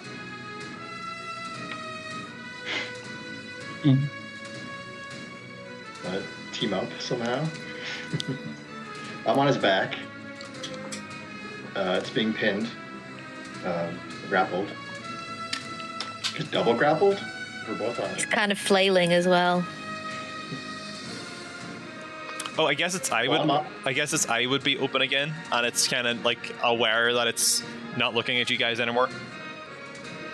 Could I reach its eye from the back?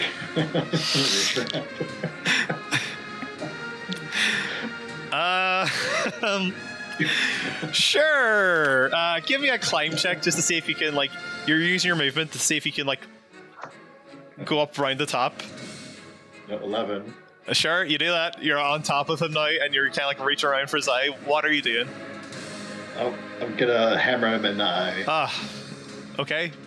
Give me your hammer time check. Hammer time. 7. 7. So you're able to get your hammer and swing it into the eye. He hates that. Do you deal your damage? Yeah, 3 damage. Okay, so you strike him in the eye, and like he like winces as he almost like shunts forward. I need a dexterity check from the professor and Maisil. Okay. 9. 7. Okay, for Maisil, it's less drastic because like you're almost just getting like dragged along the ground. He kind of like shunts forward in a way like you kind of like just fall on yourself and like graze yourself. Andrew, you get shunted towards that ledge in front of you, but as seems to be a running theme, you're not in the lava. You're like cusping the ledge as like the lava's like bubbling up at you. Yeah, you just have a thing for dangling over the edges of lava in this one shot. Like rock climbing, so. Yeah. It's hot stuff. So yeah, it would take a climb check for you to get off of that perch to do something else. Okay, next turn. See? You've just seen the Goron get flung through the air. The Rito has been dragged. A little bit. Yeah, I think I'll.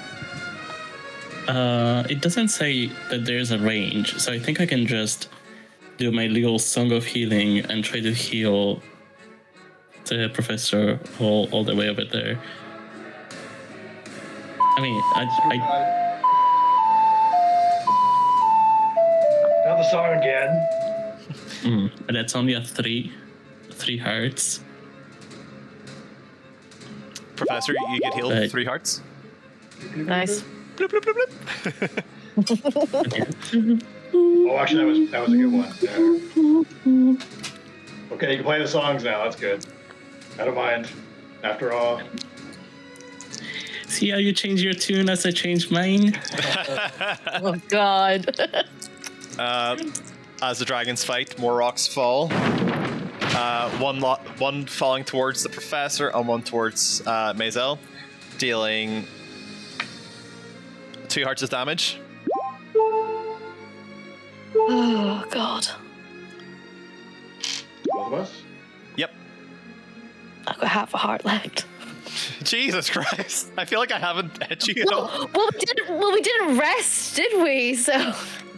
But that's not my fault. It's fine. Healed you. Well, Okay. next time. You guys do have potions. I know. Don't worry. I've got that plan for it. Don't worry. And I have a feature. So. He's gonna fly up because like a lot of people have just been like ganging him. So as he's like flying up a couple feet, Maisil, I'll need a. I was gonna ask, am I still attached? Yeah. So.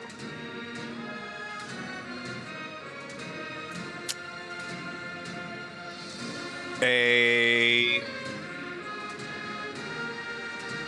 endurance check, or endurance to see if you can kind of like stand your ground as like he's like trying to flap himself up into the air. I don't have endurance, so that's just 2 straight D6s, right? Mm-hmm. 9. You stay held onto the rope again, like you're trying to like keep hold of him, but like he seems to be unfazed by like the rope, but it's still attached. He's just unfazed by him flapping up into the air. Okay. All right, fresh round, everybody.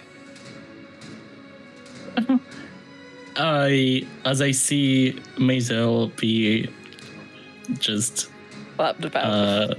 flapped about, yeah, and so hurt, I will frantically change again my song and go for Farore's Courage instead.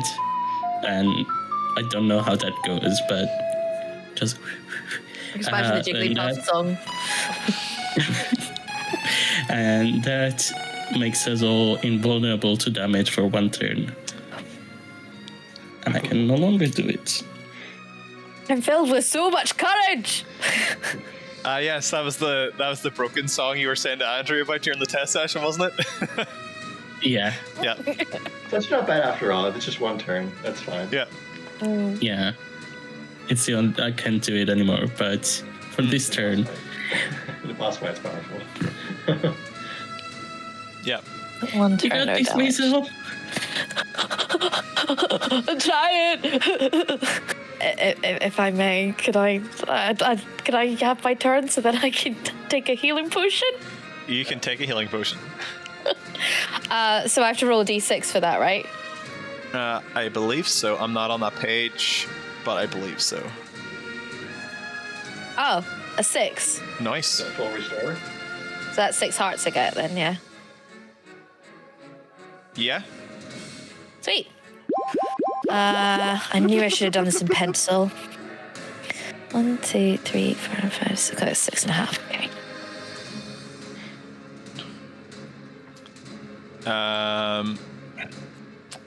Andrew?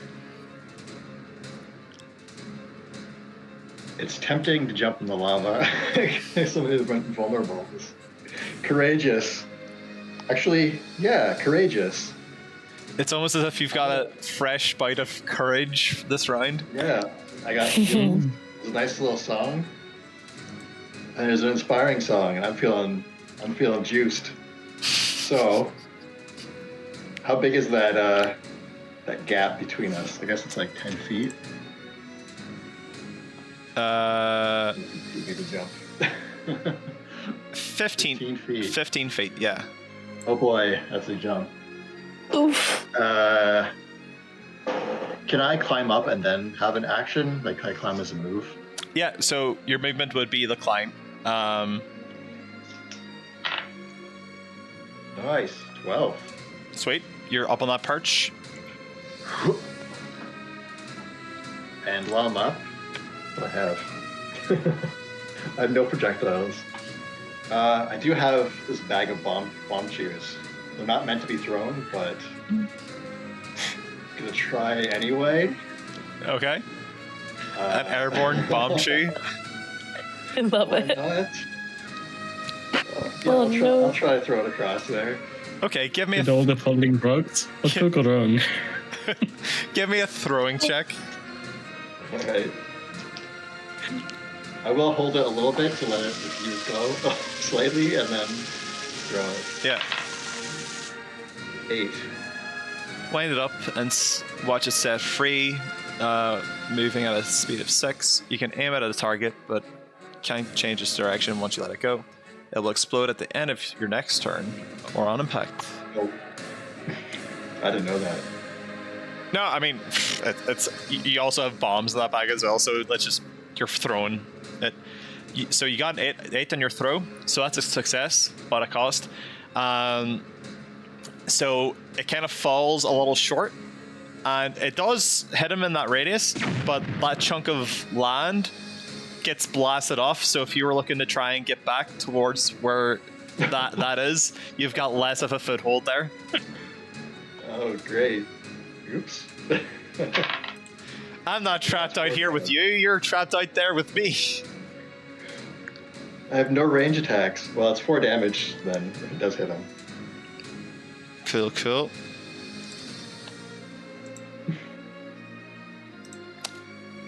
Interesting.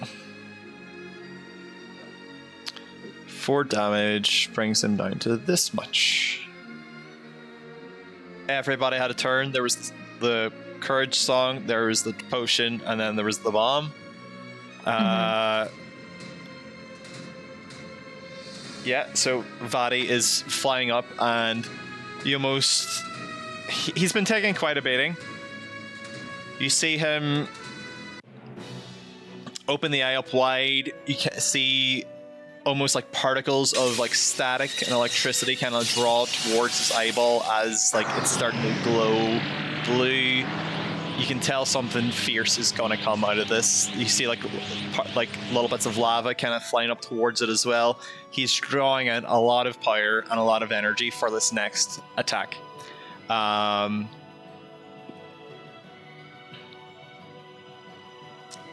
Yeah. Rocks fall. One actually falls and hits Vadi. The other one hits the professor, dealing 2 hearts of damage. Oh. Shrug it off. Yeah, your armor buff would help you a little bit. All right, fresh round. Vadi is charging a beam.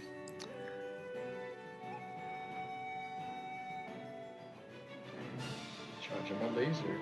How, wait, let me just double check. It doesn't work on anything. Oh, he would be considered as heavy, I'm guessing. Yeah. Okay. And he's large. Come back to me. Yep. Cool. The idea I have, I don't think I can use, so. Yo, I think ominous. I'm just gonna shoot some caltrops in his eye. Okay. Do me a shit check. Okay, that's a 9. A 9. Okay, so the caltrop makes impact on the eye, it winces and grinds its arms, but it's still charging. So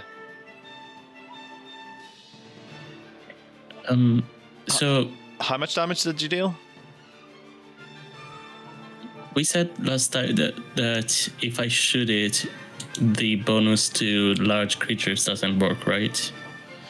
I think it's because you're using it as a projectile and not scattering them on the ground. Yeah. Okay, so that's just 1 then. Yeah. Okay. So 1 heart. Okay. So the caltrop just falls off and where the bomb exploded, just kind of ting ting ting ting in the lava.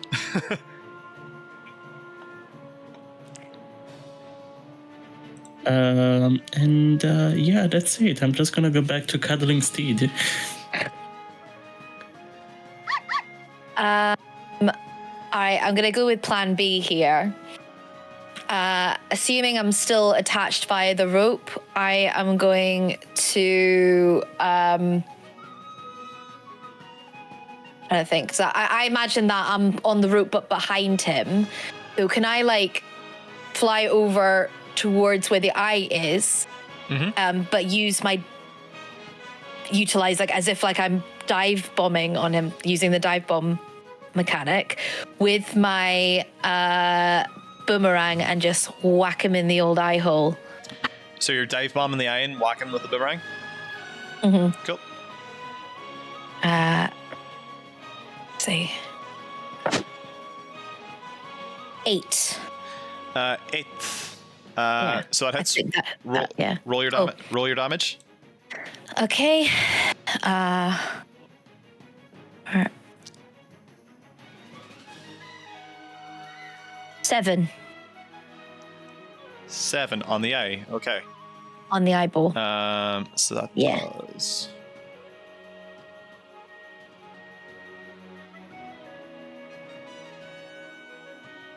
Okay. Again, it takes that hit the eye. You kind of see it's hard to see its actual eye because of all the electricity that's gathering and powering up, but it's visibly bloodshot and bruised, and the eye just kind of goes and looks at you as you're perched on it with ready to hit with another boomerang hit. Yep, cool. Professor? Oh no.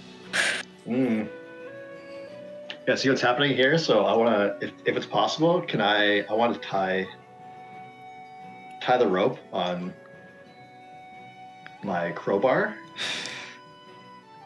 and then also use it as a grapple, if that's enough. If that's... Yeah. Fucking let's go. And what I want to do is to try and turn its head away from the other two, if possible. So I'm going to aim at the wing and pull on the wing. Okay. You can certainly try. Oh, okay. Well, I tried. It's a 3. Oh, you swing your crowbar, lob the rope. You're like, yeah, this is gonna work, and it tanks on the back of his hide, and just kind of slumps into the lava. So like the rope is just like everything. Stop doing that. Yeah. The second thing you've lost to the lava. It's like your shovel you lost as well. Burn all my shit. You would think a creature like grew up in the volcano region would know more about fire safety. Listen, he's been at school for a long time. He's rusty. Well, Book smart, not life smart. So you're unsuccessful in like redirecting him. So at the end of the turn, he kind of like, as the eyes like fully charged of energy, he's gonna lunge forward, and in this cone shape, he's gonna blast out at Maisil and Otto and Steed. Guys, we're gonna do D&D rolls. Do me a dexterity check. If you get a success of any variety, you take half damage. Okay. Whereas if you fail, you take full damage. I got a 9. Do I roll separately for me and Steed? Let's. God, it gets so extra when there's a companion there. Let's say no. I'll say that. Oh. Okay. Yeah, it's fine. Yeah, stat. I was gonna say maybe Steed grabs me and and we dodge together. Yeah. So that's a 9. So you both take the lot of you take half damage from this. That was I rolled a 2, so you take 1 heart of damage as he like I mean, for visual's sake, like the eye blast comes down and like it kind of like tears through the earth and like it just like blasts and like rips it up. And Okay. let's say like with all that like electrical current kind of get like released and fired out, like to be some cost added in there. You guys are like writhing with like that electrical pain. You aren't feeling great. You think you're not confident that your weapon attacks will land the next turn. So we are on the next round. He, for a reference point, he is looking very hurt. Like you see, like the eye is kind of torn open a little bit, like from all the multiple whacks from the boomerang and like the caltrops. Like this thing is in withers. Mm-hmm. So one last push should get you guys there. Who wants to go first? I'll do it. Go ahead. Go on. Go on, big man. Go on, big man. I'm just improvising. We believe in you. So I'll try the bomb chew again. This time, I'm going to load it into a mage hand that's... like Waiting for you to do this. This is like a double kind of thing, but... I'll allow it. Cool. So I'm holding my witch hand, and one more finger goes, and the ghost hand comes out of it, and I direct it with the bomb in its hand towards. This time, don't miss. So roll me your check for that. It's not a throw this time. Mage hand would be like a spell cast, so I'm breaking my rules. I know. Performance. To be or not to be? That's the question.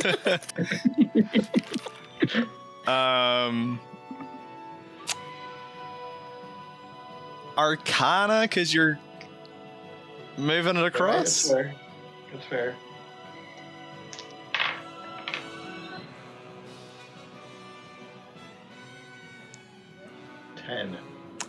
Okay. So your hand like carries this bomb across, and I assume dropping it like a claw machine. Or even just full kamikaze. Rad.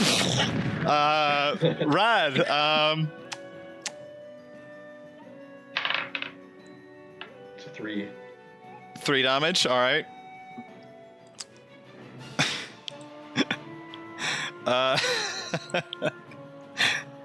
Okay.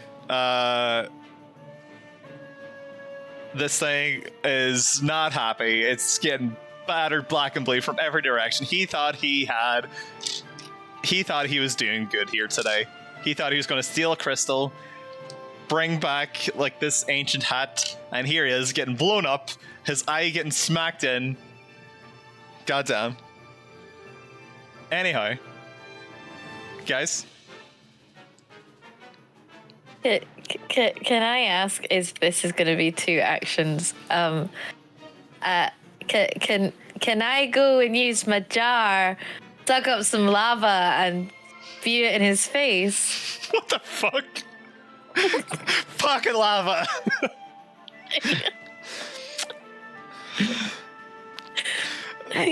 What's your jar made of? Is it a glass jar? I mean, it could be. I mean, in my head, because we've already kind of established it's like one of those little Hoover things. But maybe it's made out of clay. You know, it's heat resistant sort of thing. Your gust jar? I thought you meant like a glass bottle from Zelda, which can hold everything. Okay, I thought you were literally getting a bottle, glunk, and throwing it. Grenade! Oh my god. Full wing into the lava. You were actually pretty far from the lava. I mean, the eyeball's squishy. The eyeball's not made of lava. Oh, yeah. So earlier you were able to like suck the lava from like the pillar, but Otto was like redirecting it from actually like going in. Had it like okay. So maybe not. And it's then saying, "Yeah, I'm going to suck up this hot molten liquid to then use as a projectile." You know what? Fuck it. Let's go. It's a one shot. I love you, Pat. Let's see if it actually works now. So are you wanting this as shoot? So, move your character over to lava. How much like movement have you got? I don't have. 3. Can I have Otto go to her and bring her to the lava? I mean, I've got 3, so I can technically. I mean, with the sucking it's got. But So then if you'd have to shoot it back. Depends what the projectile velocity is. If I have it at an angle, Pythagoras theorem. I don't know. The only time I use maths. I know I'm going back. I'm backing on myself, but Okay. You have. If you can't reach the It's fine. If you're unable I can do something else. Okay, I'm just saying if you're not able to reach the lava, skip up and projectile, then you can't do it this turn. Okay. Well, in that case, what I'll do is I will instead wrap a good old another bokoblin horn onto an arrow and just yeet it at it. Well, shoot it, I should say, not yeet it. Otherwise, she's just going. It's a ute, not a yeet. Yeet. So that's unfortunate. Oh no, I mean, I got double 1s, but I can add my shoot to it. Yeah, that's a 2. That's a critical fail. That's a 2. 2. You wind back your arrow to shoot Fatty. Swings back. The eye kind of like closes in time to like shield itself as it like lunges a claw at you. Okay. She's not having a good time this round. Can I get a reflex check? Yeah. 7. 7. So it's able to like kind of just swipe at you. So it's not able to grab, but it does like slash you a little bit. So you take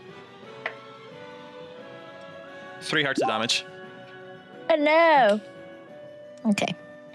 And let's say it's like here now. Yeah. All right. So,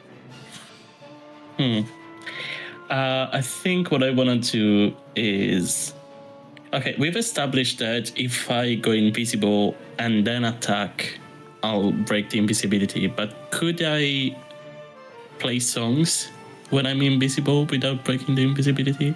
Like, technically, they could hear me where I am, but...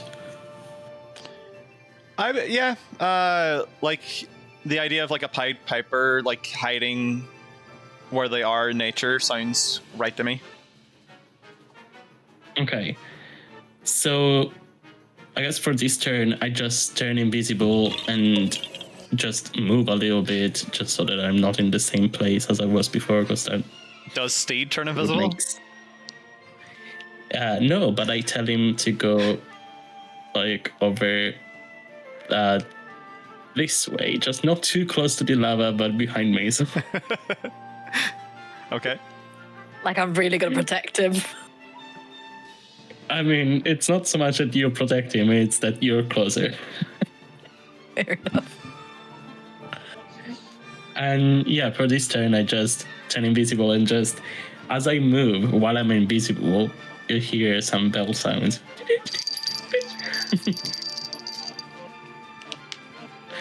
And that's your turn? Mm-hmm. Andrew, the bomb tube was this turn, wasn't it? I think so. Yeah, cool. Yeah, I started. Okay, so the dragons are still fighting. It seems as if Valu's gotten quite a few good bites in. They're looking kind of ragged. Volvagia is like really giving it to him. Rocks seem to fall towards... I don't even want to say it. It's fucking cruel. The dog! Rocks fall towards the dog! God damn it. Can I get a Cat tries to kill the dog again. Can I get a reflex check from the dog? Alright, that's a nat 10. And yeah. He's fine. Okay. Vadi is looking very hurt, very ragged. His eye starts to bring in that energy again to go for another beam attack, but he is looking very hurt. So. All right. Is it our turn now? Mm-hmm. Yeah. So I just grab my pan flute again and do another song of healing on Maisil. Oh, thank you. I keep rolling ones, but that's a 3 hearts. Thank you. And while I'm doing the thing, I add the percussions as my little bells move again. Oh my goodness. So it's like a 1-chord band, and I move over here. It's almost like Dick Van Dyke and Mary Poppins. Yes.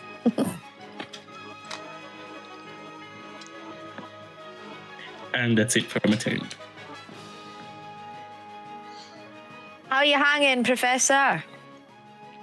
It's fine. I can't reach though. You're trying again.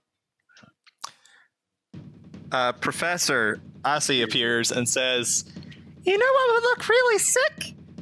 If you try to roll on a ball and jump over this pit."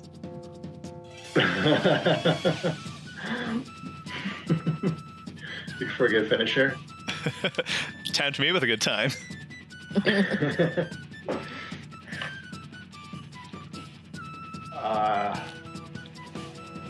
Yeah, why not? I'm gonna go for it. Yes. If there's any rock nearby that's appropriate sized, I want to put it up so it's like a little ramp. I'm absolutely allowing every description of this to work. Every? Sure, why not? I've already said it.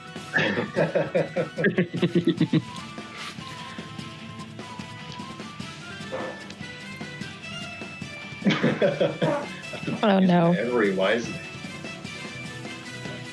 See, it also depends on how well you roll to do this. It's true. All right, standard ball roll. Go off a little ramp. Do I roll for it, so to speak? Look through your repertoire of skills and tell me what this could possibly be. For a Goron, Sonic the Hedgehog spin dashing up a little thing to like essentially cannonball on top of this eyeball monster. You want a homing attack? Yes. A ground pound, if you will. How about perception? Perception? I mean, force is standard, right? So I guess it could be that. Let's go force. Yeah. The force be with 7. And also with you. Catholics on the house say what? So you tuck and roll, you spin on the ball, you get launched up over the little pit. You strike Vadi in the back. Roll me a d4 for damage. Oh. I do not have the d4. Someone else roll. You deal 9. You deal 1 heart of damage in your really cool epic approach. Yep. That's how it works. That's how we do. That's how we rock and roll. So, as the cost of this for rolling a 7, let's see. So I rolled a 5. So 1, 2, Oh. 3, 4, 5. Okay. So let's say like you land kind of like near where Maisil is.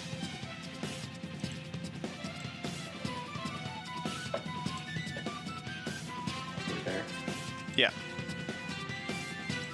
Go. Not on top. Okay, so you're all back together again. Am I assuming? I was gonna say, am I assuming because he's on me, I can't move or anything? Oh no, like you're able to kind of move out of the way before like he lands beside you. Oh, okay. Cool. I've got an idea to use with my bellows again, but without the lava. Can I just dump a whole bunch of caltrops in there and shoot them at the Vati, please? Yes.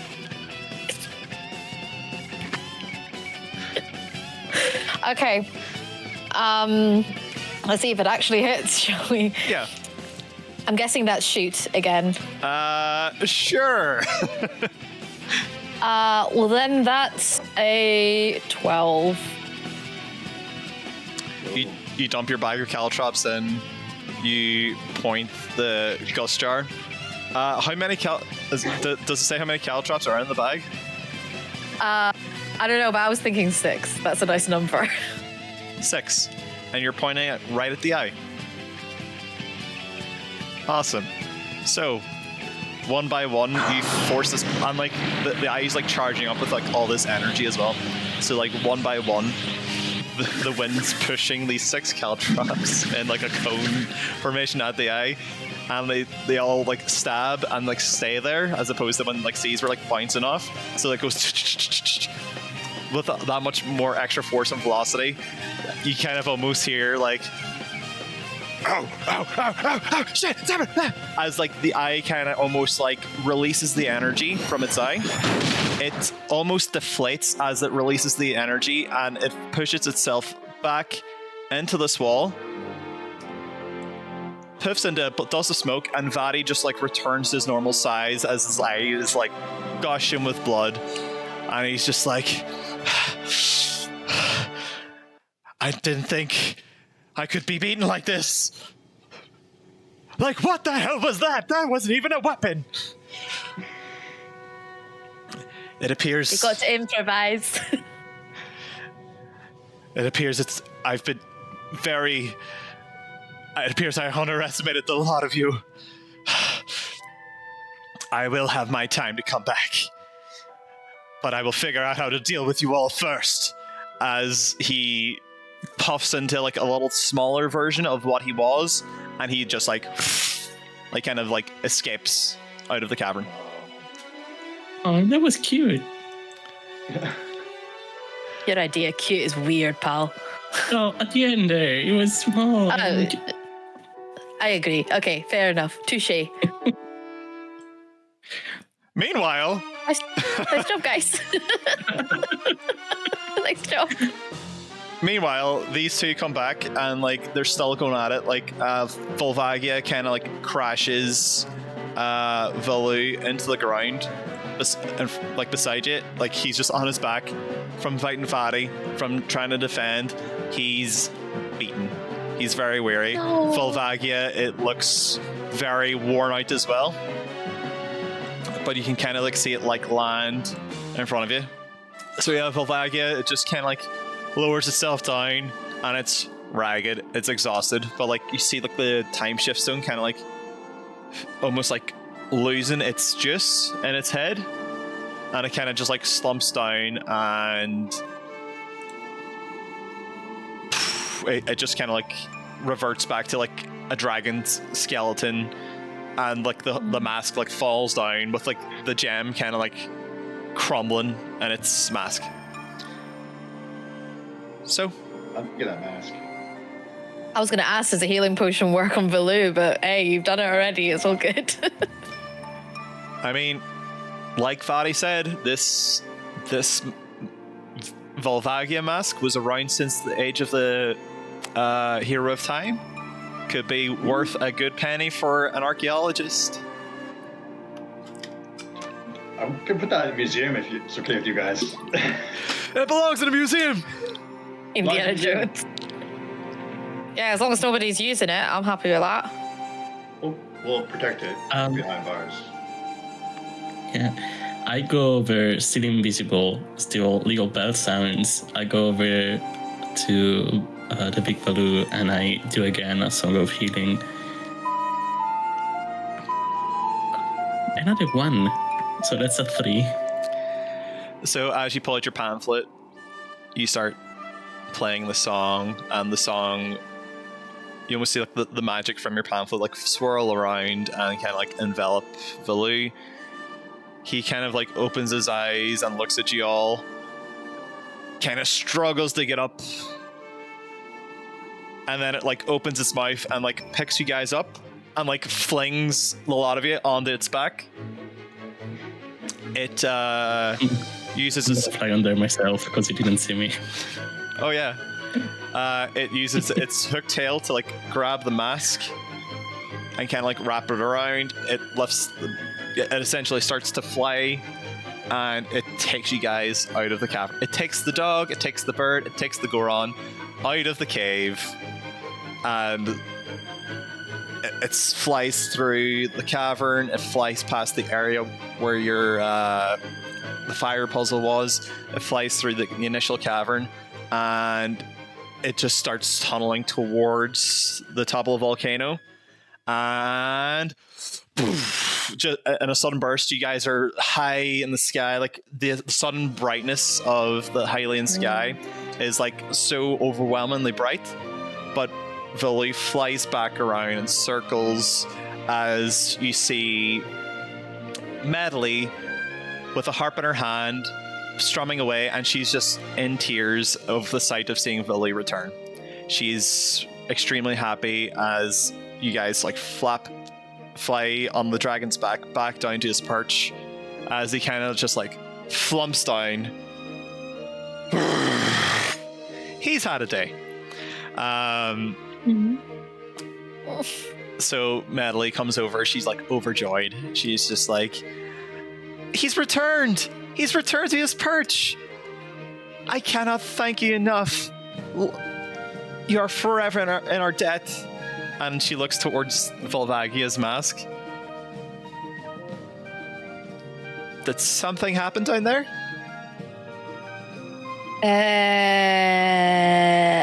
Yes. I would probably keep an eye out for little people.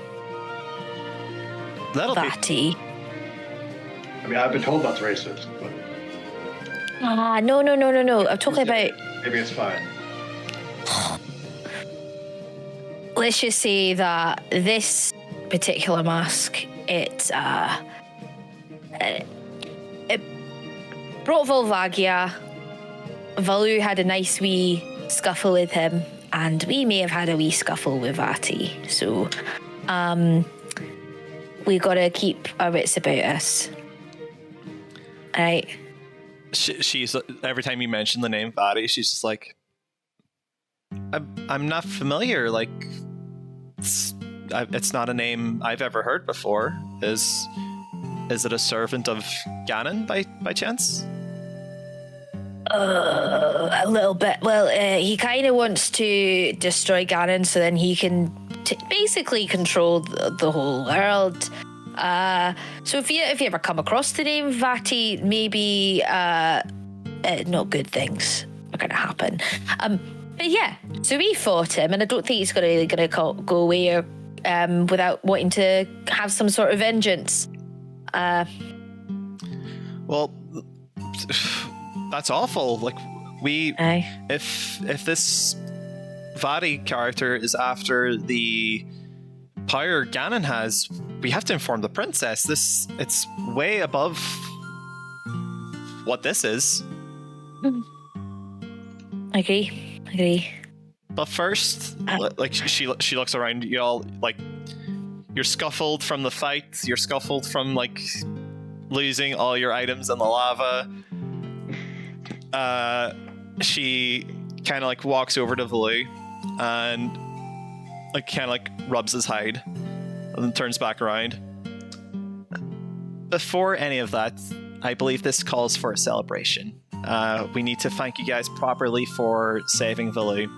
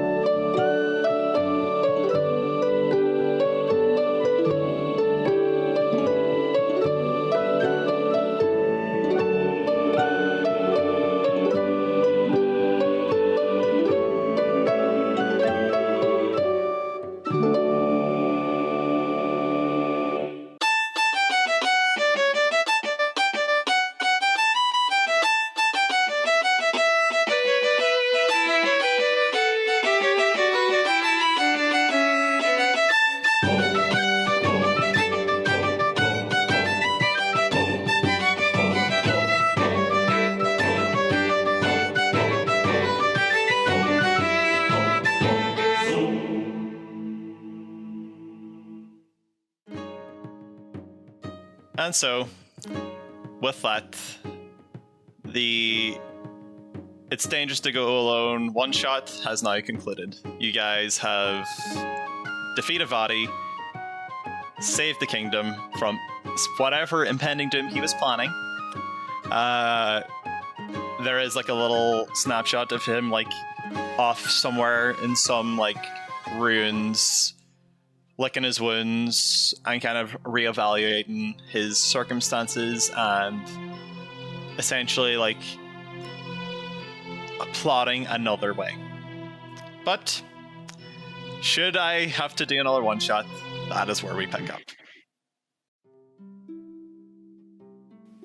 So I am Andrew Ferguson. I am the creator of It's Dangerous to Go Alone, the Zelda fan game, TTRPG. It's really interesting seeing how people use what I make, because it's a lot of these things I do kind of in isolation. This one was a little different because I had so many collaborators, over 80 artists and other people to help fill this thing up over several years. It's really fun seeing people enjoy it and also break it as much as I do as well. 'Cause I am prone to breaking my own games. This is the way. I'm really happy that Pat reached out and made this a thing, and that I was part of this process with you guys. And it was great meeting you and seeing your characters and seeing us all, the teamwork we had with some of these collaborative actions, like that volcano, the fire whirlwind. We tag teams, made it distracting, and and all the wind gusts back and forth to try and figure what that eye thing was about, and then the final rock in the eye. That was fun. Nice 1, 2, 3, and a mysterious puzzle that may or may not have been of value, but it wasn't, thankfully, because we destroyed that thing. It was great. This is fun, and I hope to do more of these in the future. Awesome. I second that. Awesome. Also, you can find me if you want at Fergs.art at Instagram. So I'm there. I respond to pretty much everything. I'm not withholding any information. Like, that's just where I am. And through there, you can find a link to my website as well, where I do make more RPGs like this. Hi, I'm Mai, aka MaireadthePirate. During this one shot, I played Maisil, the Rito, shooty arrow burb. You can find me on social media as MaireadthePirate, here on YouTube, over on Twitch, TikTok. You have it. My favorite moment in this one shot, I had a favorite item, which of course was my Gust Jar. So it'll either be between using the Gust Jar as a cannon with the caltrops, or lovingly scooping up Otto on the deck as I was trying to hoover up the and clean. So that's my favorite moment. I'm C, and I play the lovely little Otto and Steed. And you can find me on YouTube at Heycee, and sometimes I also stream on Twitch, very rarely, but same handle. And my favorite moment is really hard to pick. I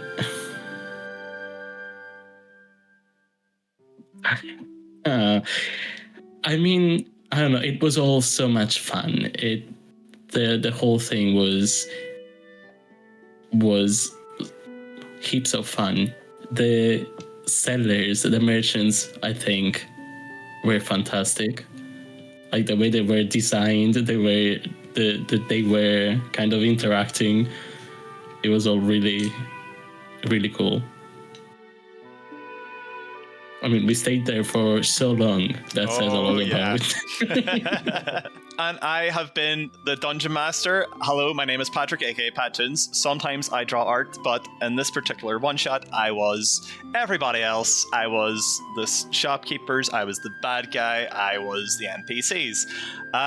My favorite moment of the session was just seeing everybody's reactions to all of my Zelda nerding out. Pouring as much love into the franchise as the franchise has done for me over the years. So I'm just glad that people are getting to share and witness all this. So, Danka, but if I have to choose an actual part, I gotta say, seeing everybody like kind of figure out a solution to a puzzle, because it's always like notorious in like role-playing games where people are like, oh, it must be like this really weird, and like, yes, there was a hint, but it got the cogs turning and people were trying things as opposed to taking a lot of time for it. And I'm really happy that the puzzle didn't take 3 hours. You did it, guys. You did it. Whew. Yeah. Well, I thank you am so much, Pat. sweaty. Thanks, Pat. That was great. I'm glad you guys all enjoyed it. It's really nice, like trying out a new system as well. Especially, it's really handy having Andrew here. Yeah. Also, still a bit of pressure. just making sure I'm not like I'm doing it right. Yeah, no, absolutely. Yeah. But yeah, just to take this moment, Andrew, it's really fun that you let us play around your system. I'm really glad I discovered it last year when everybody wanted to hate D&D and try something new. Yeah, it's really fun, and I really hope that with this, it can like get some good attention towards the project and any future projects that you're working on. Patch isn't here, but I'm sure he would like greatly like welcome you into the community to try and push this stuff further as well. It was really fun. I like how we worked really well together as well. I mean, the first session we did, being able to do combos, and although like I know that we didn't have like an initiative order and everything, but I preferred this because we were kind of like encouraging others to be like, all right, so what have you got in mind, sort of thing, rather than be like, I'm alone, I'm doing, this is what I'm doing. Yeah. You know, it's a lot more collaborative, which I like. It's it encourages a lot more teamwork. Yeah, in my mind, I'm like, okay, because it allows more teamwork, like you say. There was points where I was just like, so is that the end of a round? So with me not keeping track of that, I feel like I fell short in that because I'm like, okay, and then there's a new round. Because in the middle of my turn, I was like, okay, and then something happened. But I mean, like, it was something to test out. Just so it wasn't like a pattern that we were going through the motions. Could have even just had a tally for each mark. Yeah. Turn as it goes. So guys, thank you very much. That is all the time we have, and make sure to do all the like, commenting, subscribing, following Twitch, support Quest Junkies, support everybody that took part in this. And yeah, thank you so much. And remember, it's dangerous to go alone. So watch this. Like that.